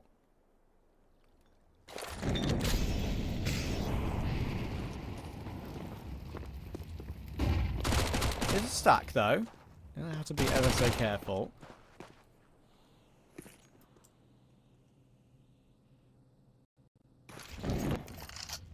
I don't think so, Track. One. Yeah. There's no problem there. No concern at all. It's a toothless stack. It's just USPs. Farm them up. Had those stats boys. You see, Sashi are just doing Monte a favor by putting all 5 players in the same bomb site so they can get the round over a little bit quicker. Yeah, your as you were talking about before, your little mistake with the Ral's clutch earlier today. It wasn't even a mistake. Yes. It was the right call. Well, yeah, just to clue everybody in. So, Rawls was on the T side of Dust 2, decided, had $10,000 in the bank, decided to keep his Mac 10 instead of upgrading to the AK. He then ends up in a 1 versus 3 where his first opponent is at range. And then I said, I bet you wish you had an AK now, don't you, Rawls? After saying I think he should have upgraded it. And he just goes on to clean up the 1 versus 3 clutch with ease, just chews up all 3 players. So, yeah, I ended up with egg on my face there, but it was worth it. I'm sure Freddie enjoyed that one. Oh, he did. He ate his heart out, mate. Mr. on an off angle toward E-Box. Demka pushing him down. What a lovely swift peek that was. He's even going to deal with Iceberg as well. This map could be very close to being over if entry's going to be hit like that by Monte. Krasnal with the M4A4 will deal with Lucky, and this one has fallen apart at the seams sharpishly. Quez has just got to try head for the heels here, carry his M4 through into the next. And Sashi at this point, they're just thanking their lucky stars that they were able to get the job done on Nuke. Otherwise, would have been on the brink of losing their opening match here in Group D. 11-4. Monte knocking on the door of Vertigo.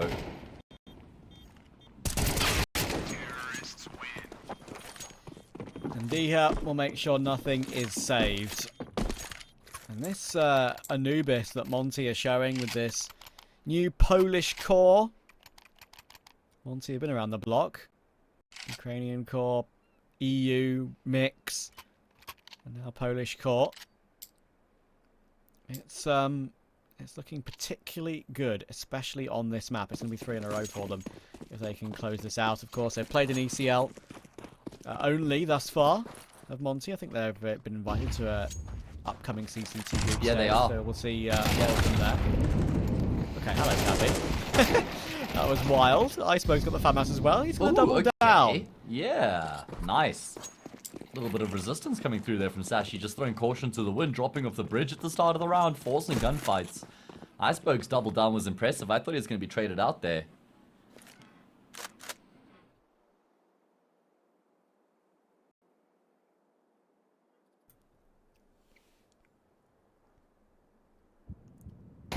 Still Jickle peeking that as well. Needs to be careful with the M4A4 sticker on the other side, and I think Sashi will know that this round could still go awry with the weaponry and health that they have, especially with the fact that they only have 1 player on the A-bomb site right now. However, they do have a lot of information.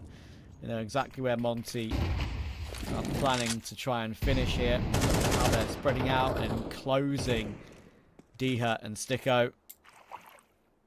Especially look at Mister with the XM. But he does need to be careful, of course, with the range of that. As you say, I mean, Sashi know exactly what's going on. There's a slight bit of doubt from Iceberg, just in case they have been able to sneak their way through canals back in towards B. But big flank here out of Mister with that auto shoddy. This player just given up for free. That's going to force Diha forward, but there's just no way he can make anything happen. And Sashi do get themselves another round, but they're just so far behind the game right now that it really is impossible to conceive a world in which they're going to win here on Anubis, right? Surely not. Yeah, you'd think. I like Mister's choice there. Going rugs was the correct call for sure.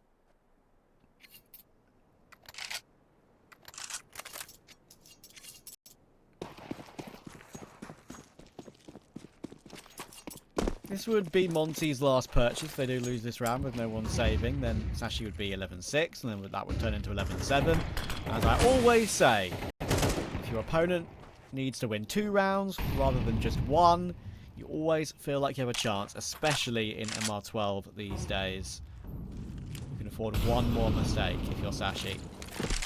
Yeah, they've got the least amount of breathing room possible to still have breathing room. Yeah. Demka might just be looking to own the A bomb site again, though. Oh, Quez, that's not the good timing to shift toward it, is it? Demka's so dialed in at the moment.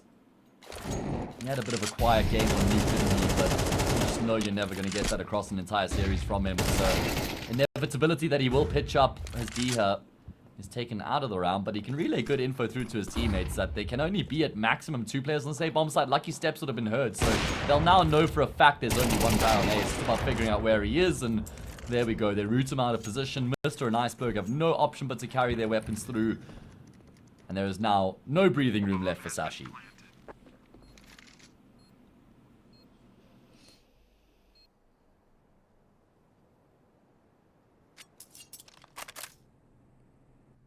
I did say in the pregame I expected this Monte team to be at a pretty good level very early on in their tenure. Yeah. And I guess that's kind of proving to be the case, right? Beating out Koi 2-1 and pushing Sashi the distance on their crown jewel of Nuke, demolishing them here on Anubis.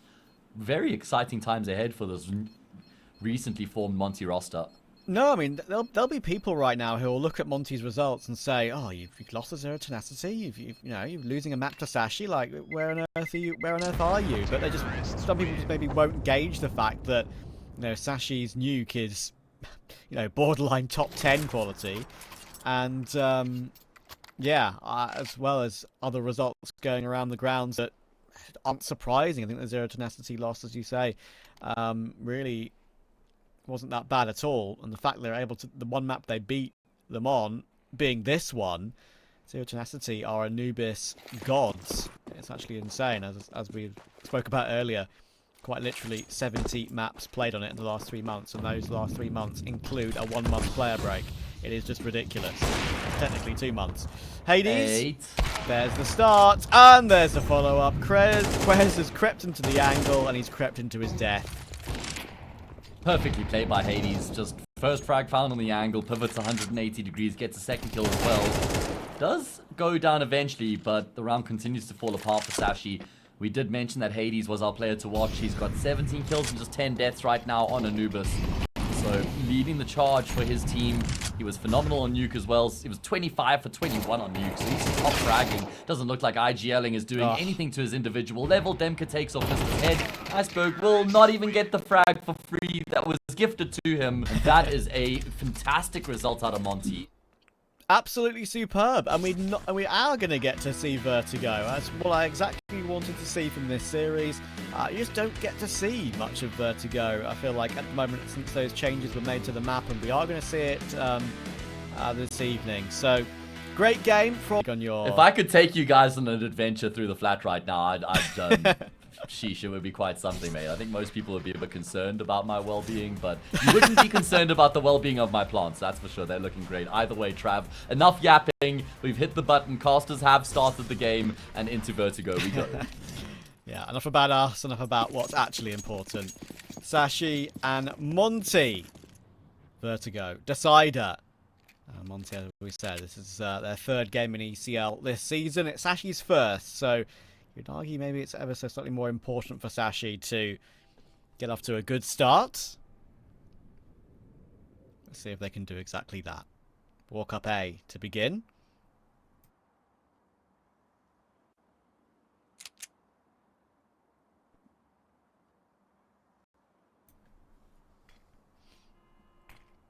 Smoke Exec towards, yep, to the front of the elevator there. Also need to worry about that left-hand side.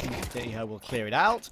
He sees Iceberg dancing between the catwalk and the back of heaven.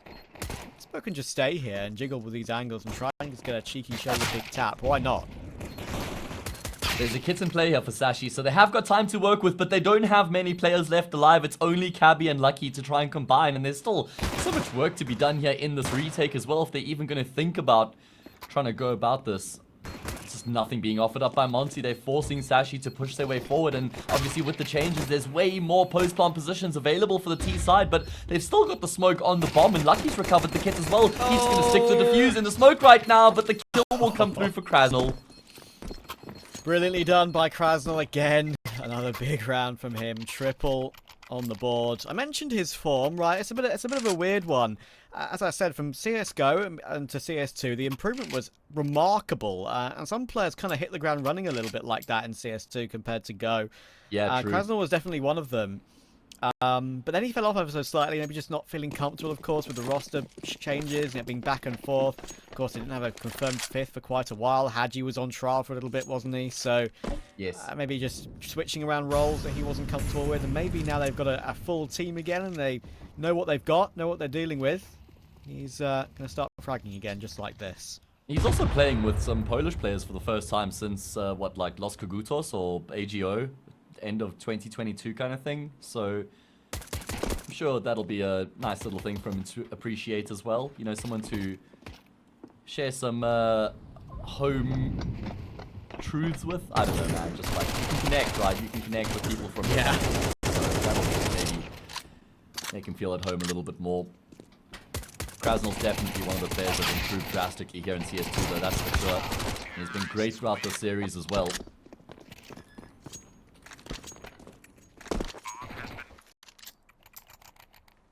Yeah, Mac-10s will do some farming. Some nice cash in the bank now. Hades will be willing to take the Mac-10 instead, as obviously any kill he gets will help toward a future AWP. Of course, D-Hill will probably likely drop it over anyway, but you know what I mean. Every little helps. And of course, him being the IGL now, he's more willing to give up the rifle to a fragging teammate. Happy. Forced back by that Molotov. He needs to somehow find one, and he does, but Hades does send him off the building.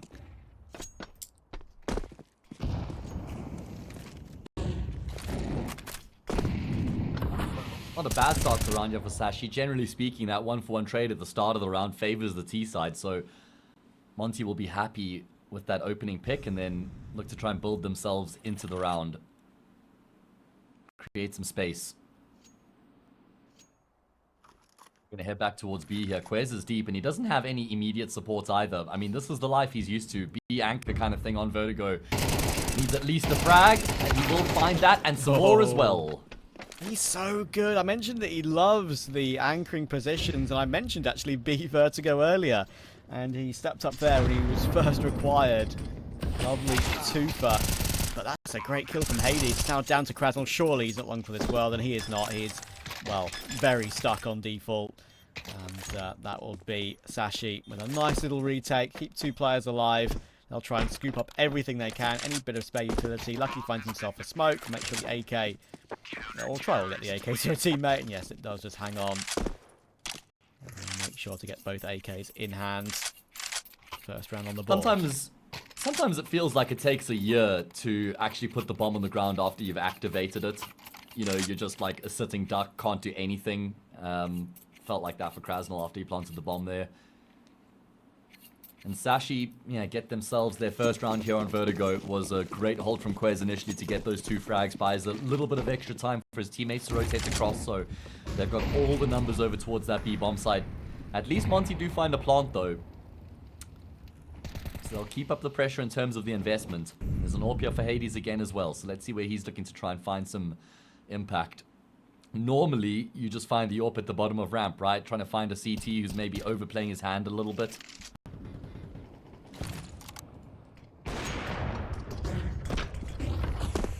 Hades trying his pick. Not this time. Iceberg, I've seen him play this angle a lot, and I've actually seen, it's not just him, there's many players, of course, that will try and play this little V-shaped position just between the brickwork and the yellow part of the crane there. You can also put a few bullets through it, as you can see, to maybe try and gauge information on who's working their way in at what time. And sometimes you can get very cheeky kills from that area as well as they walk their way up, but he'll fall away this time. Sometimes he's very willing to stick around there.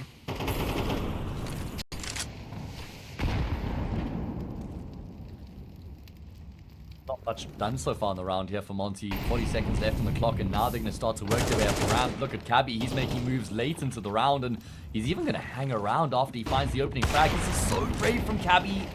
You got to wonder there, 5 versus 4. He's really trying to end the round there, and certainly does cost him his life. Krasnal gets cleared out. That's a really big kill coming through there from Iceberg, and everything will fall into place for Sashi.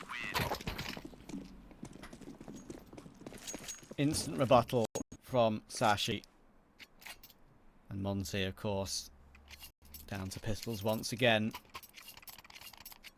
It was definitely a rude awakening when I think everyone would have played Vertigo for the first time since those changes. I think in one of the first officials, or one of the Mouse NXT officials, of course, we know they're massive Vertigo enjoyers, whether it's post-update or a pre-update.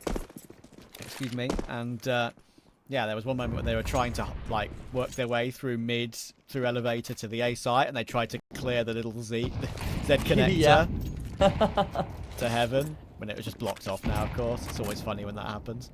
Yeah, probably only make that mistake once, and then it's just so, like, egregious. I'm glad that bit's removed, though. It was a bit messy. Yeah, unnecessary, redundant. Full eco here for Monte. Shouldn't be able to get much done. They would love to get at least one more kill here, but I don't think it's going to happen. Both players are already low. Sashi should be able to get the first round, or get the lead for the first time here on the map, rather. Now, we haven't really seen Sashi get going in the series at all since sort of overtime in Nuke. Looks like they're starting to come back to themselves here, Trav. Yeah, and going by rankings right now, this would be the expected result if they were to be able to find this, even if it's in 3 maps. As you know, Monte just have that individual name value and power to work their way back up to a ranking that's either similar or better than Sashi's current. Of course, we know where Monte were, and even how good they still were, even after their kind of fairy tale run at the major, of course. They moved on to Bro for a little bit, and I thought that settled them down quite a lot. Boros obviously was a lot more volatile. Bro was a very good role player, and he's still showing that in Astralis to this day. And yeah, ever since they lost him, they were kind of fumbling around for a choice, weren't they, and trying to figure things out. But it looks like they've kind of found the answers, at least for the next few months or so leading up to the major, that's for sure. And the first 2 frags of this round will go their way. Yeah, they pump the brakes, though, after they get those 2 kills. I thought they'd just continue to lead the charge in towards that B bomb site, and maybe just keep flashing their way forward. Kind of what I hoped they would do as well. I think by slowing things down here, they give Sashi a way to try and figure out how they can get back into the round. So they're making a play ramp right now. They're getting info. They realize there's no further presence there from the T side, so they'll rotate an extra player across towards B. And even though Lucky gets completely blinded, he still just stays in that position because he knows he has to gamble here. And so they might not expect him now because they haven't flashed him back. Oh, Monte, they're kind of giving Sashi a way back into the round here. Yeah, and there's Cabby. Demka's just gone searching toward the bottom of ramp. It's another sort of one-player pushing in situation, right? And one by one getting caught off. The advantage cancelled out straight away. And is this a situation where the boost is just not working properly because it's a CS2 issue? Valve, please fix. I think that one just didn't look like too great. That looked a little bit more like user error, I do agree with you. But it can happen a little bit like that. It can look a little bit like that sometimes. Lucky in position. Damage done to Krasnal as well. Hades tries to creep through again. It's just a solo peek, and they've all been plucked off one by one here. Feels bad, man. It feels so bad here for Monte. I can't believe how this round's falling apart. I mean, they were 5 versus 3 up. They haven't even gotten a single kill since then. But it's almost like they kept playing the round as though it was a 5 versus 5, the way that they were trying to find another pick before they actually made a decision as to where they were going to commit. And you don't have to keep playing out the default. At that point, you just use the numbers. Oh, man. I mean, the first guy who goes down to Lucky Zorp, there's no room for a trade. Then Cabby gets a kill elsewhere. I mean, that guy was obviously untradeable as well. Just not at all using their numbers advantage. I still think that they should have just kept going in towards the B side. I think if you get like a double kill entry at the start of the round stairs, you've just got to ride that wave all the way in towards the B side. Just trade your way forward. Yeah, I actually completely agree with that. Vertigo does lend itself to that sort of mentality as well. You can get toward that B site very quickly and overwhelm very quickly. I guess they're worried of like there being one more player there and a very fast rotation, perhaps from mid too. It could have just cancelled them out considering the damage that was done to Diha and Krasnal. But it's a little bit too defensive, I guess, a little bit too hesitant. And he's going to hurt. It Ouchie. does. I guess what we just saw in the previous round is also just a symptom of Hades in the early stages of figuring out calling. Sometimes you get too passive and too conservative because you don't want to overplay the round when you've got that advantage and then just lose it straight away. Either way, it is a bit of a half buy here from the T side, but they've got themselves a fantastic advantage. Full control of that B bomb side. This is looking a lot better from the T side. I don't know how they've done it on this round of all rounds, but they did kind of learn from the previous, didn't they? They pounced on it, and it's going to work out for them. Cabby unlucky, you're off to save, and the little 4-round streak for Sashi has been broken. This sort of half buy, as you can see, with Demka on 1500, Hades had 1300. Is going to do them well. I'm going to give them a little bit of residual cash to work with, as long as they stay alive, of course, the last three. They've picked up the rifles. Cabby will try and limit it, and he manages to limit it at least by one, but only one. 1 round gap. Nuke was a very tight affair throughout the whole map itself. Neither team was really able to get any significant lead. Anubis, quite the contrast. Monte just dominated. First half they were, what, 8-4 up, I think, and then only lost a single round in that second half. Anubis proving to be a very good map for this Monte team in the early stages of this roster.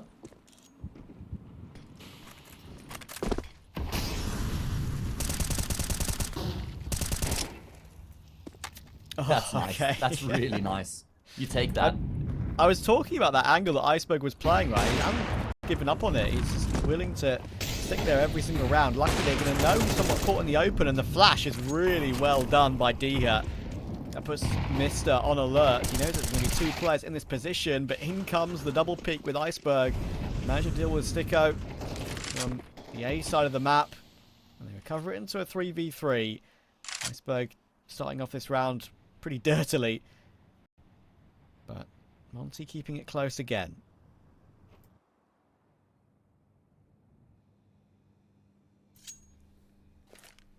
They've got plenty of time to play with here in the round as well. 3 versus 3. Looks like they're going to head back towards Demka, but Quez is in a fiendish position right now, man.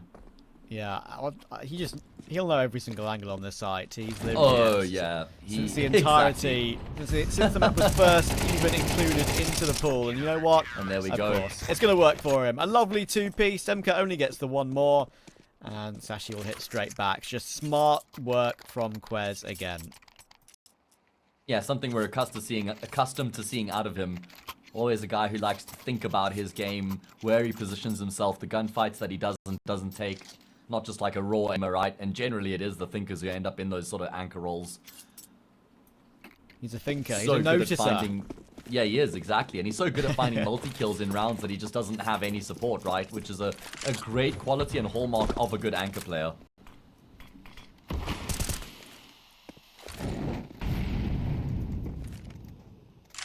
Yeah, if you've got those angles that Iceberg has, like that little V on the crane, it's using them to the best of your ability. Why not? There's still a couple of weird positions as well, I think, on Vertigo that I think glitched is a strong way of saying them, but it's very hard to hit shots through them, if you know what I mean. Oh, look at this. Oh, there we go. Reface Off on with the like deck. 9 bullets. There we go. And refaces again afterwards. Finally, they found a way to remove him from that position. Yeah, just take his head off when he peeks you, right? And he would have even known there was an AWP as well. Surely he would have spotted that on Hades when he took him down. So that makes it even more brave from Iceberg to peek back down there. This is such a big opportunity for Sashi because Monte have spent all their money. So if they can win the 6-3, become 7-3, and that's a very good position to be in here in the decider.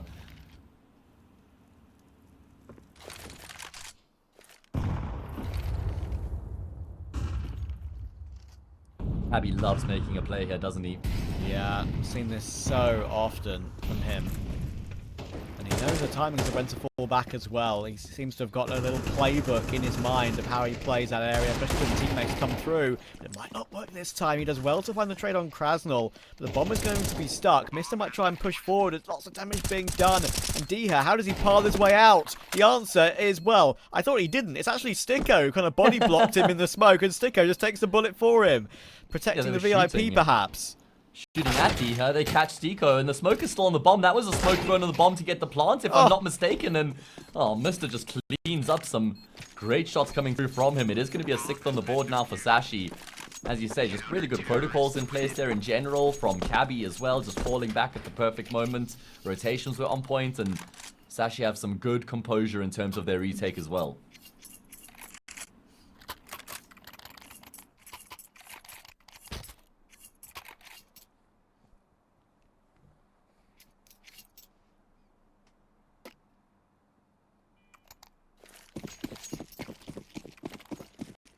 Sashi back in the ascendancy somewhat.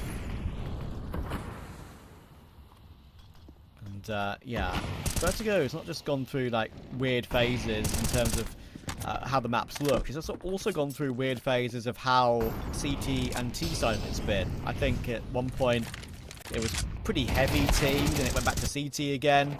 I think right now it still feels a little bit CT, I would say. Not just by this game, but just like in general, it feels a little bit more CT side, especially with how open the A site is now. More sight lines for them.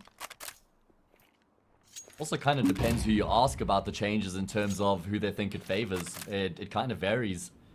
Seen a couple different pros, you know, saying, oh, they think it's going to make the map a little bit more T-sided or make it a bit more CT-sided. Of course, more comes down to execing A and then retaking. Either way, certainly not going to be a part of the map that sees much action here as Monte start to shift themselves in towards B. And they've got a little bit of util, mate. 2 flashes and a smoke, not anything outside of that. So it's going to be a tough breach.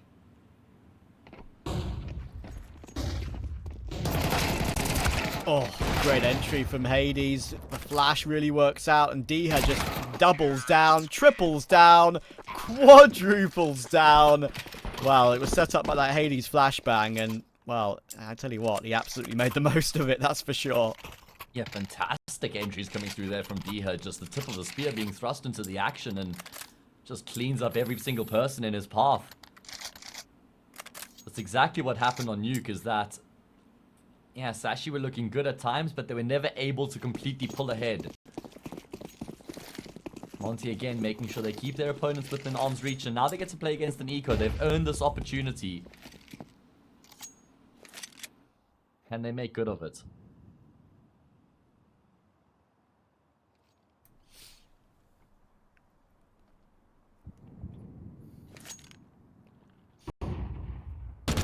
Great opportunity, and even half again.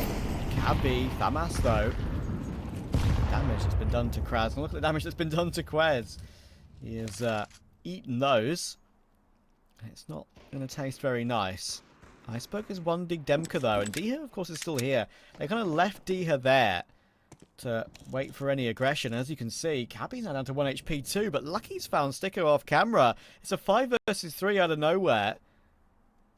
And look at the 3-man hold that Sashi have in place on B. If Krasnal goes anywhere near this, you'd think he and Diha might just get mulched up a little bit. He's going to try and take the initiative. They're actually stacked up on top of that mid box. It's a bit awkward. They swing together, but they both get taken down. And I feel like Sashi just didn't need to do that right then and there. Yeah. I don't know who the second player was to take up that position, but he kind of sells his teammate short at that point, and they're both forced to swing as a result. But Cabby, with a single hit point, just one to his name, has taken the head off of Diha. And now it's Hades and Krasnal to try and recover the situation. A round in which was looking so good for Monte and anti-eco. They've got 23 seconds to try and recover. Nice pre-fire from Krasnal. Cabby was not long for this world, but Lucky still on the close angle. Leg spotted. Swing comes through. Almost a lineup. It's down to Hades, but Iceberg, he might just creep in on a timing here. Hades knows he has to plant. Iceberg knows that Hades has to plant. And there goes Hades. AWP recovered. And that's at least a lead to work with for Sashi going into half number 2. I mean, Iceberg finds a 1 Deeg all the way over towards A ramp by himself up against Demko, who probably had an AK. And then he closes out the 1 versus 1 as well. Just really good timing there after Hades commits to the plant. So he's having a great game of it right now on Vertigo. He's got 15 kills. We've only played 11 rounds. 5 frags above anybody else on the server right now. So he's having a great time of it. And if Sashi make this 8-4 going into the T side, they'll absolutely back themselves to close it out from there. In fact, they generally favor the T side on this map. 59% win rate, so they're very happy playing the T side of Vertigo. Not too happy with that smoke grenade, though. It happens.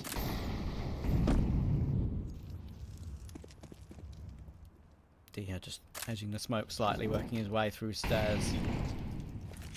He's been tasked with that role. Iceberg will continue on that position. To pepper bullets as much as possible, but look at the timing. Monte are walking up on here. Iceberg won't see it until the last second, and Monte know that he loves that area and know that he's loved that area throughout the whole map, so they actually path it a little bit differently, and it works out well. Yeah, he gets caught completely off guard, no support either, and maybe because he's been playing so well, he's kind of feeling himself right. He wants to try and take gunfights, and means he's overcommitted. There's going to be a boost up here in the middle of the round. It could catch some perfect timing. Monte are setting themselves up for an exec note. Never mind. Demka, he's on notice. Brilliant awareness from him. Keeps his teammates alive. And they've got a big advantage now to try and convert the round. Okay, Hades doesn't expect that Lucky could still be behind that Molotov. So that's a recovery kill.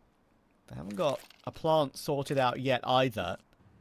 So Sashi's rotations will be coming through it. Maybe this is why they're not figuring out a plant yet. Oh, Diha! He spooks himself, seeing Quez going back to check the B side. And they were taking the bomb back. Look at Sticker on the X-ray underneath A there. They were taking the bomb back considering how far Diha had pushed forward. So they've got time for this, sure, but it's a bit scary knowing that elevated position is open. And there we go. Mr. can peek it safely. He's looking for 2. He couldn't deny the plant, but he denies 2 players. And it's all down to Demka. They might not expect him here, considering that he kind of hasn't covered his teammates on either one of those situations. But with all 3 players of Sashi, surely they clear Demka out.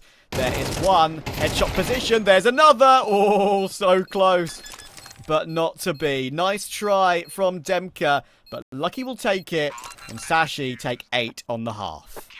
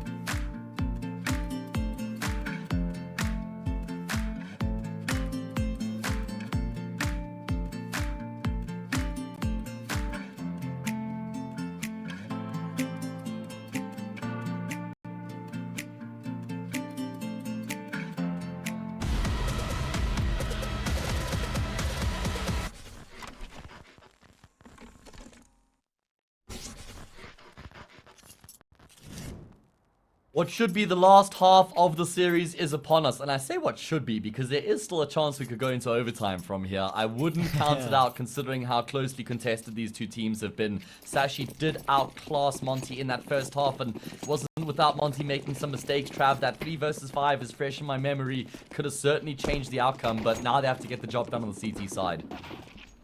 But Sashi are going with pace. Already that first piece of pace has been punctured. Cabby is down. Krasnal tries to block the smoke ever so slightly, but it doesn't really change that trajectory at all. Demka now under pressure. He should get caught on double stack, and Iceberg is happy to push all the way forward to take that one. Good recovery kill. And of course, Iceberg, he was one who pushed forward. He had the bomb pushing forward, so it was definitely a little bit risky. He comes back, plants it. Now it's pretty hard for Monte coming back in. The flank is being watched. There goes Sticko. There goes Hades. There goes the Krasnal is not close enough for this one. They're just following one another into the underworld, man. There they all go, one by one. Krasnal left alone, quivering in the corner, cowering. Doesn't even have a kit, so won't see any crazy thing here of a potential ninja. And Sashi take a big step in the direction of closing out the series by winning that pistol round. Do we even see Monte go for the force buy here to try and stop the flow from Sashi? Do they forego another round here? I mean, that pistol run was really good out of Sashi because it's not like they even had anything, I mean, everything going their way, right? Like, they get smoked off initially from Gap and have to repart their way in towards A. They even lost the first pick in the round.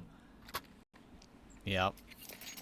I think if they forced it, you'd hate it. I know you would. Oh, but, you know me so well. But, yeah, they're not going to, so clearly just your aura has made them stop force buying in this round. Sub me in, coach. Who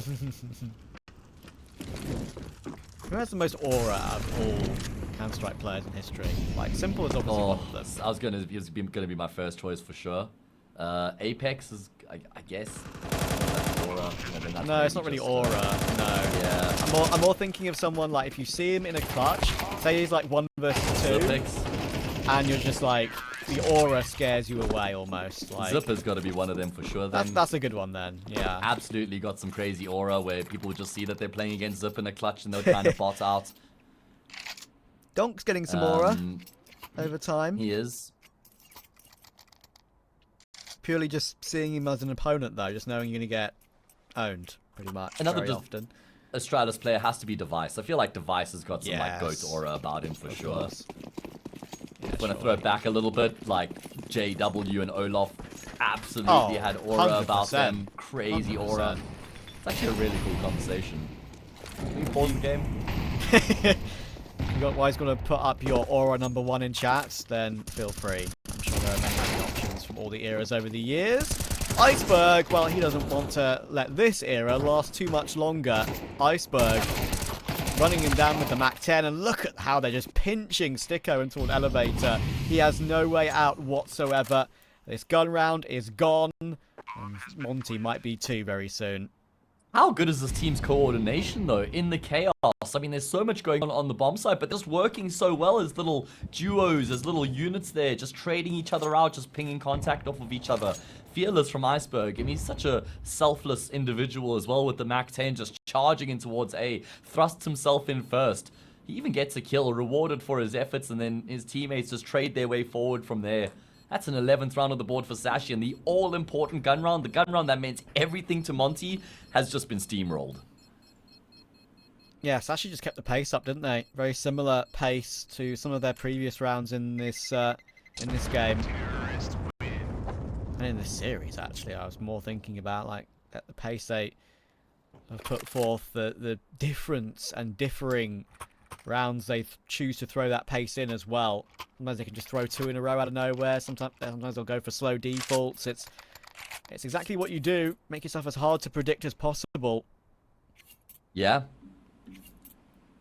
They don't want to give time to Monte to settle in the round either, because they know that, I mean, this team just don't have reps on Vertigo, obviously, right? So you want to try and force the issue as much as possible.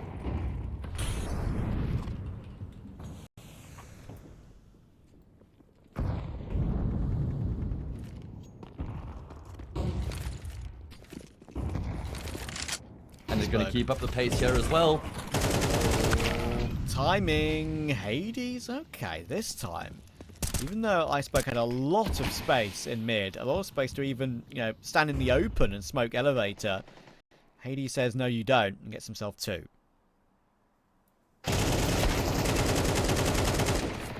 Oh, a labored spray, so much damage done. Demka will still get out with his life intact though, so the round's looking very good for Monte to clap back. They've spent all their money coming into this round, and they should be rewarded. I mean, Lucky's hearing a lot of footsteps in towards mid right now, and he's actually been able to find a bit of a gap. For a moment, no one's looking in this direction. Stiko will head back, but he's kind of bobbing and weaving back and forth. Lucky! Oh, should have had that kill dead to right, but Stiko will adjust, and now it's impossible for Cabby. Great angle held here. All I was going to say, thought that Krasnal would finish it off, but Cabby does take him down. The problem is that the bomb is in full control of the CT side. Yep. Smoked off as well. Actually wouldn't make... it wouldn't be a crazy idea here to save, actually, considering the fact that he's got 25-50. The loss bonus won't come through for him, of course, but Iceberg, he'll be maybe struggling for a little bit of utility, so I think it's probably the best choice, and that's what he's going to do. He knows that his team are in a very good position, so... Okay, well, Monte do exactly what was required of them, Trav. I mean, there's still such a long way back here. 6 rounds the gap, Sashi just 2 away from finishing off the job and winning their maiden game here in the ESL, or ECL, should I say, season 48. Be a mouthful sometimes. ESL Challenge League, ECL, get the S or the C Both wrong. work, Both actually. work, though. Both are correct. Yeah. Tongue twisters. They should be able to just count the util coming through here and have a good idea that there are numbers towards ramp right now for the T side. I don't think they could tell for a fact that there were 3, but certainly 2. Double nade! Dunks down on Diha. Quez says, listen, I know a good position on that B bomb site, so he's probably playing from there. Map knowledge. Using the architecture to their advantage, and now they're just going to group up and try and get in towards A. Krasnal wants to disrupt this, and it's the author who he's going to find the back turn. Kill comes through, lineup not going to work out. Demka will be upset with that one. Surely felt like he could have got it and should have got it. Hades as well to at least swing a little bit and recover it to a 2v2. And there's still 40 seconds left in this one. Mister and Quez can absolutely take their time and maybe figure this one out. Quez, wouldn't surprise me if he goes back to the AK. That's exactly what he does, yeah. Picked up the AWP briefly, but goes back to the rifle. Now 30 seconds. Mister just waiting to see if one of these 2 players of Monte just go a little bit further. Sticker's holding that wide off angle that maybe a player could shift into. Oh, he just moves off of it slightly by a pixel. And that throws him off slightly. And that was the critical moment in this round. Because Sticker was full HP. Hades, of course, is not. He needs to now 1v2. And if he was full health, this smoke diffuse, I would absolutely favour it, to be honest. But I just... Yeah, you're right. Not on 33. He's going to tap it first. He's going to look for Quez, but Quez is too strong. Triple for him. And Sashi have many, many match points.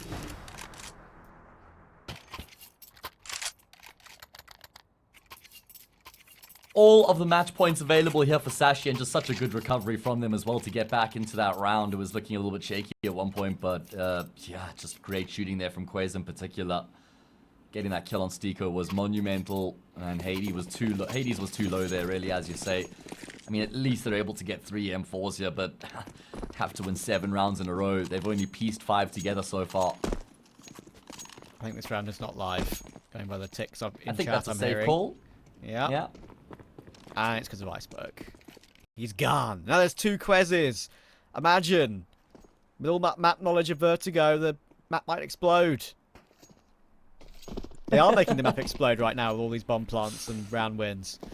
Yeah, true. It's been such a well-rounded team performance from Sashi, though, hasn't it? They're all between 13 and 11 kills. Just a 2-kill differential across the board, and Monte aren't far from that either. Wait, what? Everybody on the server bar Stiko is between 10 and 13 kills, Trav. Yeah. Sometimes it can go like that, can't it? Well, how many kills did Iceberg have? Wait. Do you remember? Don't check HLTV, that's cheating. No, I'm not. He was 17 kills. 17 at the start of the half. Okay. So, you're right. He's probably... I'm going to say 18. I think he's got 18 kills now. Okay. That's true. Just throws it out a little bit. Yeah. He's back in the server now, so the... Oh, 18 for 11. I didn't check. That's God's truth right there. See, I reckon you could raw dog a cast easily. No Mate, HLTV. I would starve. I would No starve. HLTV, That'd be no my food, problem. no second monitor, no phone. Do you think you could do it? A best of one? Sure. What about a best of 3? A best of 3 would be a stretch. What about best of 3 between Ruby and Incilio? That would be no offense to those two teams. Might be a bit more difficult, but one day we should try it out, Trav. Yeah. We'll have to film ourselves doing it. Good for the God. content. Yeah, that would be... I'm not sure that would be as exciting for some people, but there we are. Slightly annoying for Sashi to have that slight technical hitch then and there. With Iceberg timing out, but looks like you would think it wouldn't affect him too much. Monte there by to save the game isn't the best. 3 M4s, an MP9 and a FAMAS. Utility is somewhat limited as well. They've got flash and smokes, but that's pretty much it. Quez will drop the bomb. That probably would have been heard by Monte. Yeah, sure. Quite a loud noise from that range. Oh, there's Lucky though. Yeah, just being patient. This is what the AWPer does more often than not on the T side towards ramp. Just posts up. Iceberg, he is again on the front lines. He's not going to expect Diha in the corner, so he just leaps to his death. Diha just trying to get out of position and avoid the trade. Does inflict a bit of chip damage in the process. Still the man advantage here for Sashi.